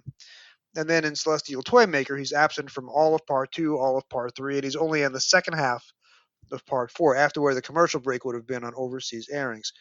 So we're coming to a part of the show where John Wiles has decided this man must go. Is it because Hartnell threatened to resign after, I think, the broadcast of episode 4, which is a fact that I just learned of Daleks Masterplan? I don't know. Possibly. Clearly, there was a lot of animosity between the two of them. It cannot have been a comfortable set or a comfortable production to work on at all at that stage. I mean, it must have been toe curling. But, Peter Purves talks very warmly of his relationship with William Hartnell. As we've said, William Hartnell and Adrian Hill clearly have a good relationship, certainly on screen. And I think Hartnell's the type of actor, a little bit like Tom Baker later on, I think you can fairly well tell if they like an actor and if they don't like an actor. And I certainly get the feeling with Adrian Hill, certainly, that the Hartnell has absolutely taken a shine to her. So I think, the people on set are working well, but behind the scenes, clearly it's a very different story. Yeah, it must have been amazing to be a fly on the wall. If this were a video podcast, I would insert a supercut of every scene in State of Decay where Lila Ward and Tom Baker refused to make eye contact with one another. Yeah, absolutely. Luckily, this is not that kind of video podcast. So episode 11 builds up this mystery. Where has the Doctor gone? It's the most important moment of his life, and he has disappeared, and Stephen and Sarah are on their own. And that brings us to episode 12, The Destruction of Time. The fact that you have back-to-back episodes called The Destruction of Time and The War of God definitely makes Doctor Who a very unhappy or very dramatically heavy show in early 1966. When you first saw The Destruction of Time, what were you I guess when you first listened to it, what were you expecting? Were you surprised by any elements of it? And how does the last 5 minutes, when everyone ages and Sarah ages to death, how does that work for you? Well, obviously, I was well aware by the time I got to it that Sarah Kingdom died, so there was no shock there whatsoever. As it was well chronicled by that stage. But in terms of the surprise listening to it, and again, actually, I listened to it again in preparation for this, although obviously I've heard it many times since. But the soundscape of episode 12 in particular, I just think is absolutely phenomenal. There is just constant noise all the way through, whether it's the wind, whether it's the Daleks, whether it's the city. It is a really noisy episode. And I think that really adds to the tension and the atmosphere, because I can't think of another Hartnell episode where sound is used as effectively, as dramatically, as loud in the mix. God, I would love to see it, because again, with Camfield directing it, I expect huge things from it. But I think it's a phenomenal piece of television. When I stand back from it a little bit and try to be a little bit more critical about it, I can see, as we all can when you stand back, I can see flaws in the episode. I can see a lot of flaws in the story as a whole. But again, thinking how this went out at the time, you had your one shot at seeing a Doctor Who episode, which people would have done in early 1966, and watch this. What an impression that must have made on people. I would absolutely kill to see episode 12. The part that didn't work for me was when I was reading the novelization at age 15 going on 16. I thought that Mavic Chen's death was a little silly. The fact that he loses his mind and start acting as if he's in charge, and the Daleks are slowly surrounding him, and then they shoot him down. That didn't dramatically work for me. Not a criticism of the novelization. He's obviously working from the camera scripts. That concept didn't work for me. Having now seen Kevin Stoney's very, I don't know if smug is the right word here. There's a very self-satisfied element to Mavic Chen. He's always acts as if he's the most important person in the room, and every line of dialogue that he gives is a double-edged insult to the person he's speaking to. Whether it's the interviewer in part 1, or Zephon in part 2, or the Daleks in part 3. Let's hope there are no more mistakes.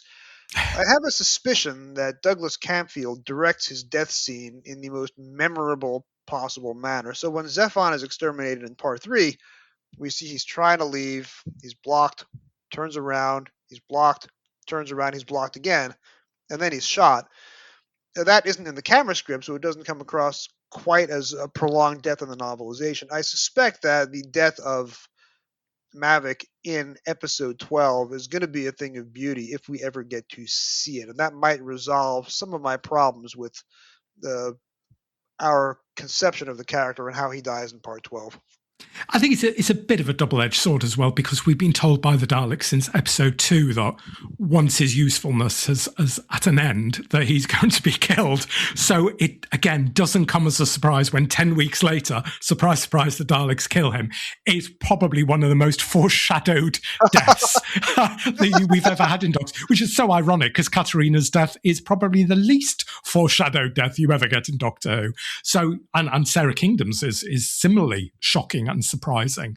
But yeah, Mavic Chen, we've known that he's on a short time for 10 weeks by this point. So yeah, I think that also takes away a little bit, because there's no surprise to it. We've seen it coming for such a long time. I agree with you. It is slightly underwhelming, and it doesn't happen in story terms, in narrative terms, in a particularly unexpected way. He's come to the end of his use. He gets exterminated. Would have been nice maybe to do something a little bit different there, just to play with expectations. But yeah, I suppose we go for the obvious with that. But yeah, it's been a long time coming for Mavic, hasn't it?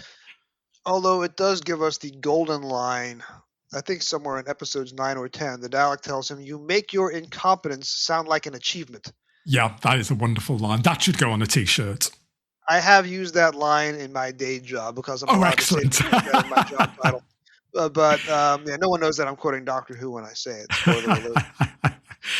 But do you know what, Jason? I was talking about flaws earlier. I think part of my problem with Masterplan as a whole, and I come here to praise it, not to condemn it, but it's very clear that it's been written, I wouldn't say necessarily in a hurry, but it hasn't been written with the long game in mind.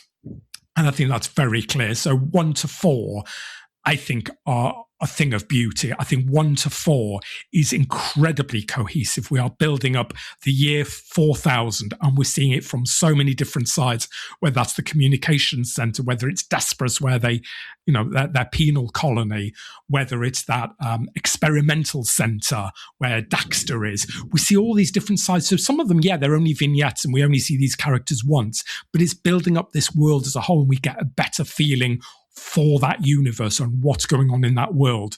The minute we start going into kind of chase territory and we're going back to bloody ancient Egypt, I think it just takes so much away from it, because we were building a story about traitors, about spies, about who you can trust. There's a very clear war film analogy going on, and all that kind of backstabbing and treachery just disappears and we just go for hijinks. So I think that the story loses it. It pulls it back a little bit to the last two because they're taken seriously again. But what I'm missing in those last two really is something a little bit more cohesive to pull me back to that world of the early episodes. And there are lots of examples. So, for example, in Mission to the Unknown, and even at the beginning of The Nightmare Begins, we get so much focus on the Vargas. The Vargas are on Campbell. The Vargas are this big threat. And then we come to episode 11 and the Vargas aren't there. We just get some fairly lightweight line about, maybe, they've come to the end of their use, the Daleks have killed them, or they've just died off. And that's the end of it. So again, we've had all this build up and the payoff doesn't really work. It just doesn't feel cohesive. I don't feel 11 and 12 are necessarily written with 1, 2, 3, 4 in mind. They're just, oh my God, we've got another 2 episodes to fill. But they are great episodes, but I just miss the cohesiveness of the world and the story as a whole. And it's Dennis Spooner who is writing the back half of the story. Terry Nation was given episode 7 because it's the comedy episode and that's his background. So Dennis Spooner gets 6 and then 8 through 12. So you have a different writer finishing off the story. And I know they co-plotted, trading back and forth. And we know that Donald Tosh told stories about Nation turning in 4-page scripts, which Tosh had to rewrite. We know, of course, now that is complete fiction. If you've seen Gavin Reimel's latest video on YouTube. So Nation and Spooner did their best to fully plot this episode out. But yeah, with Dennis Spooner writing the finale, it does not pick up on some of the narrative threads that Terry Nation lays down 3 months earlier. And then John is able to go back in the novelization, bring back Carlton and bring Carlton to justice because he was Chen's co-conspirator, which wouldn't happen. You're not going to have a guy in episode 4 and then have him disappear, then come back 2 months later for episode 12. But you can do that for the book. Absolutely. And I think that's a really successful, you're right, Peel does throw in a few bits like that. He also throws in right at the end, so we've got to the end of the televised story, and he throws in all just these little odd scenes. So we get the Dalek Prime as well, don't we, back on Skaro, reacting to what's gone on and realising that they've lost contact with Campbell and assuming, therefore, that the Doctor was responsible because they knew the Doctor was there. And that's kind of building up that world building. I know John Peel loves his Dalek continuity. We get quite a bit of it in here, whether it's references to the Mavellan War or Draconian War. We get lots of that. But yeah, you're right. That kind of sets up, I like that because it kind of sets up the Doctor Daleks as the big kind of opposing forces that you don't really get in the show at that point, not as explicitly as that. The Doctor is not the oncoming storm at this point in televised history, but I think Peel starts to set up. But that's nice and it ties back. And you're right. The scene where we come back to Carlton is a lovely scene. And obviously Earth Command have found the missing tapes from Mark Corrie at that point, which show that Carlton and Mavic Chen are responsible. It's a shame they didn't find them 12 weeks earlier, because then the whole story wouldn't have happened. But I quite like the one thing that really, really annoyed me about the book, I've got to be honest, although it doesn't take away from it at all, but the very, very last scene of this book on television, I think the ending is spectacular because you're really having that downbeat ending, aren't you? And you end pretty much on Stephen's speech and regretting the deaths of Katerina and Brett and Sarah.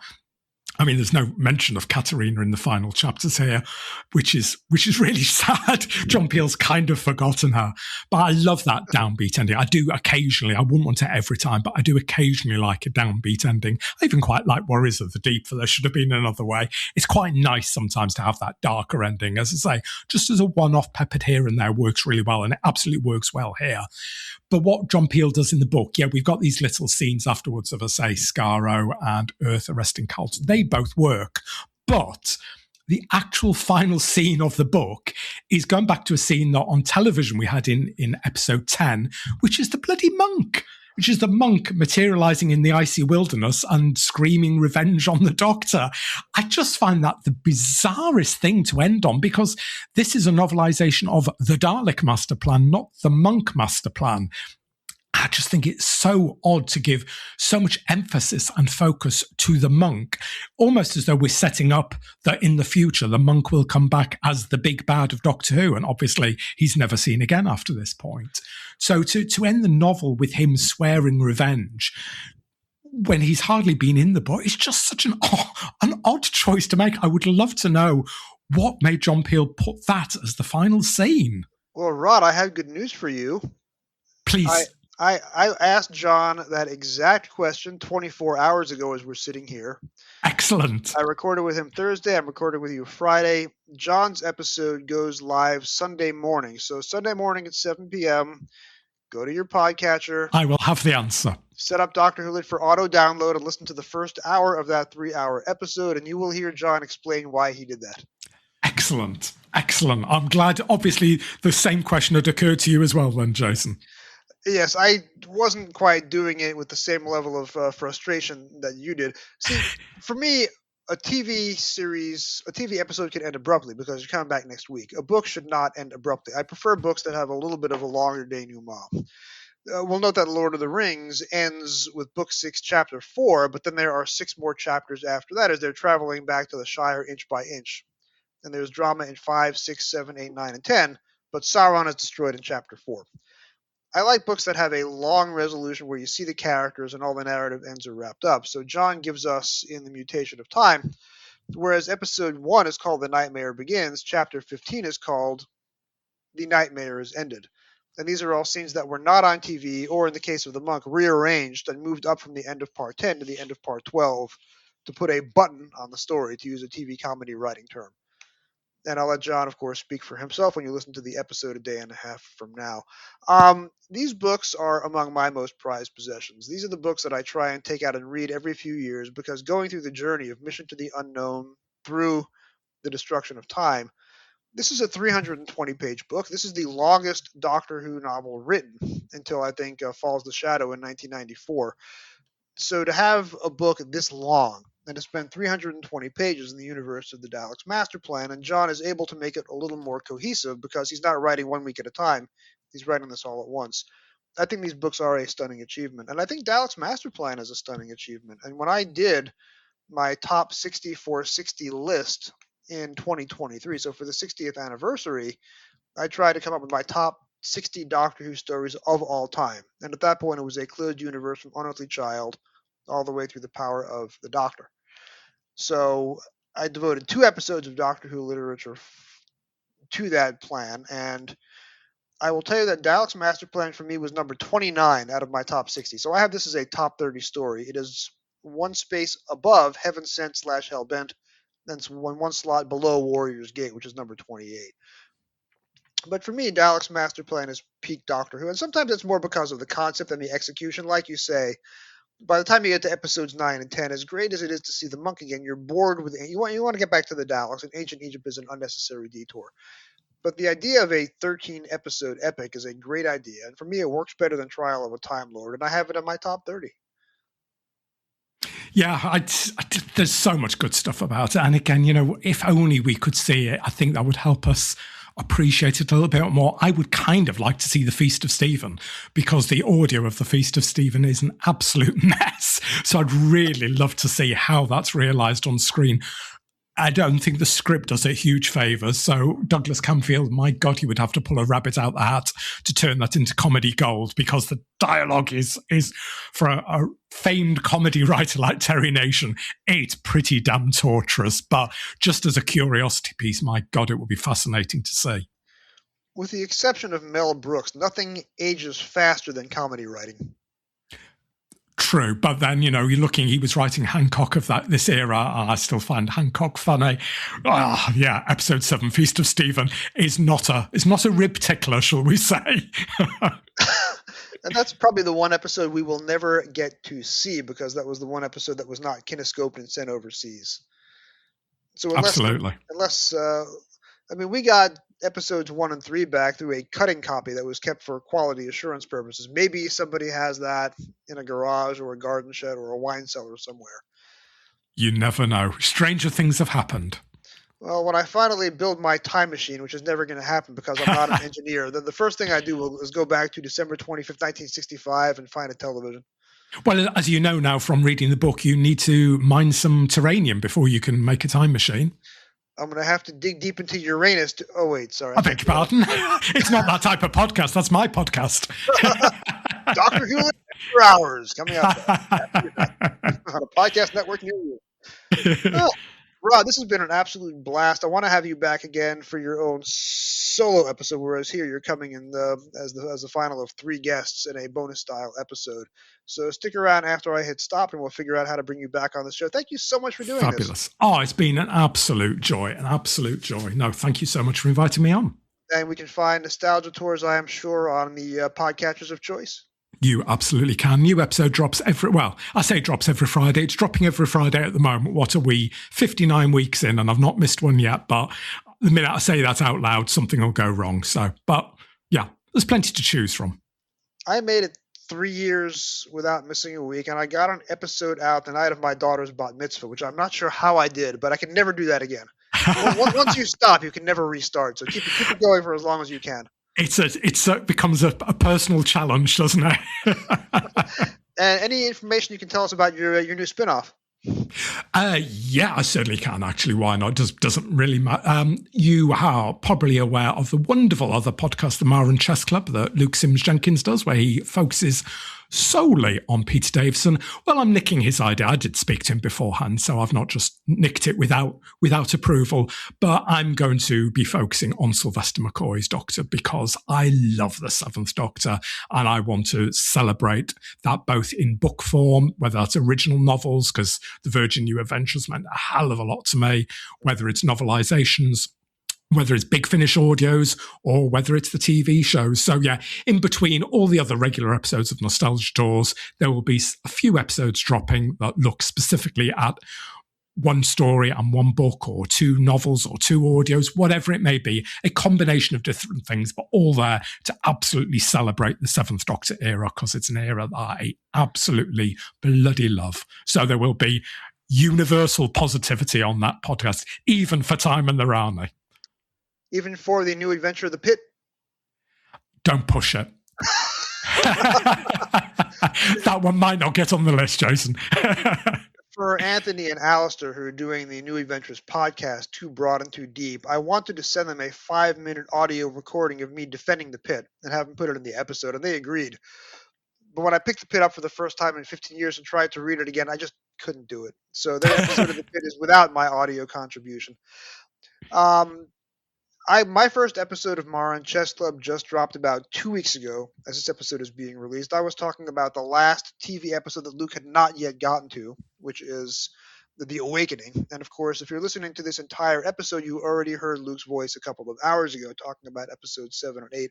But I am very excited for your McCoy spinoff. And like I said, Doctor Who Lit is going to become the William Hartnell House starting in 2027. So I like the idea that we are podcasting about our favorite past doctors from 40, 50, 60 years ago, and that we're still keeping the show alive. Absolutely. And still finding new things to say and new things to look at it. So yeah, absolutely. Bring on the love. All right, Rod, let's do this again real soon, my friend. We will. Thanks ever so much, Jason. It's been a joy.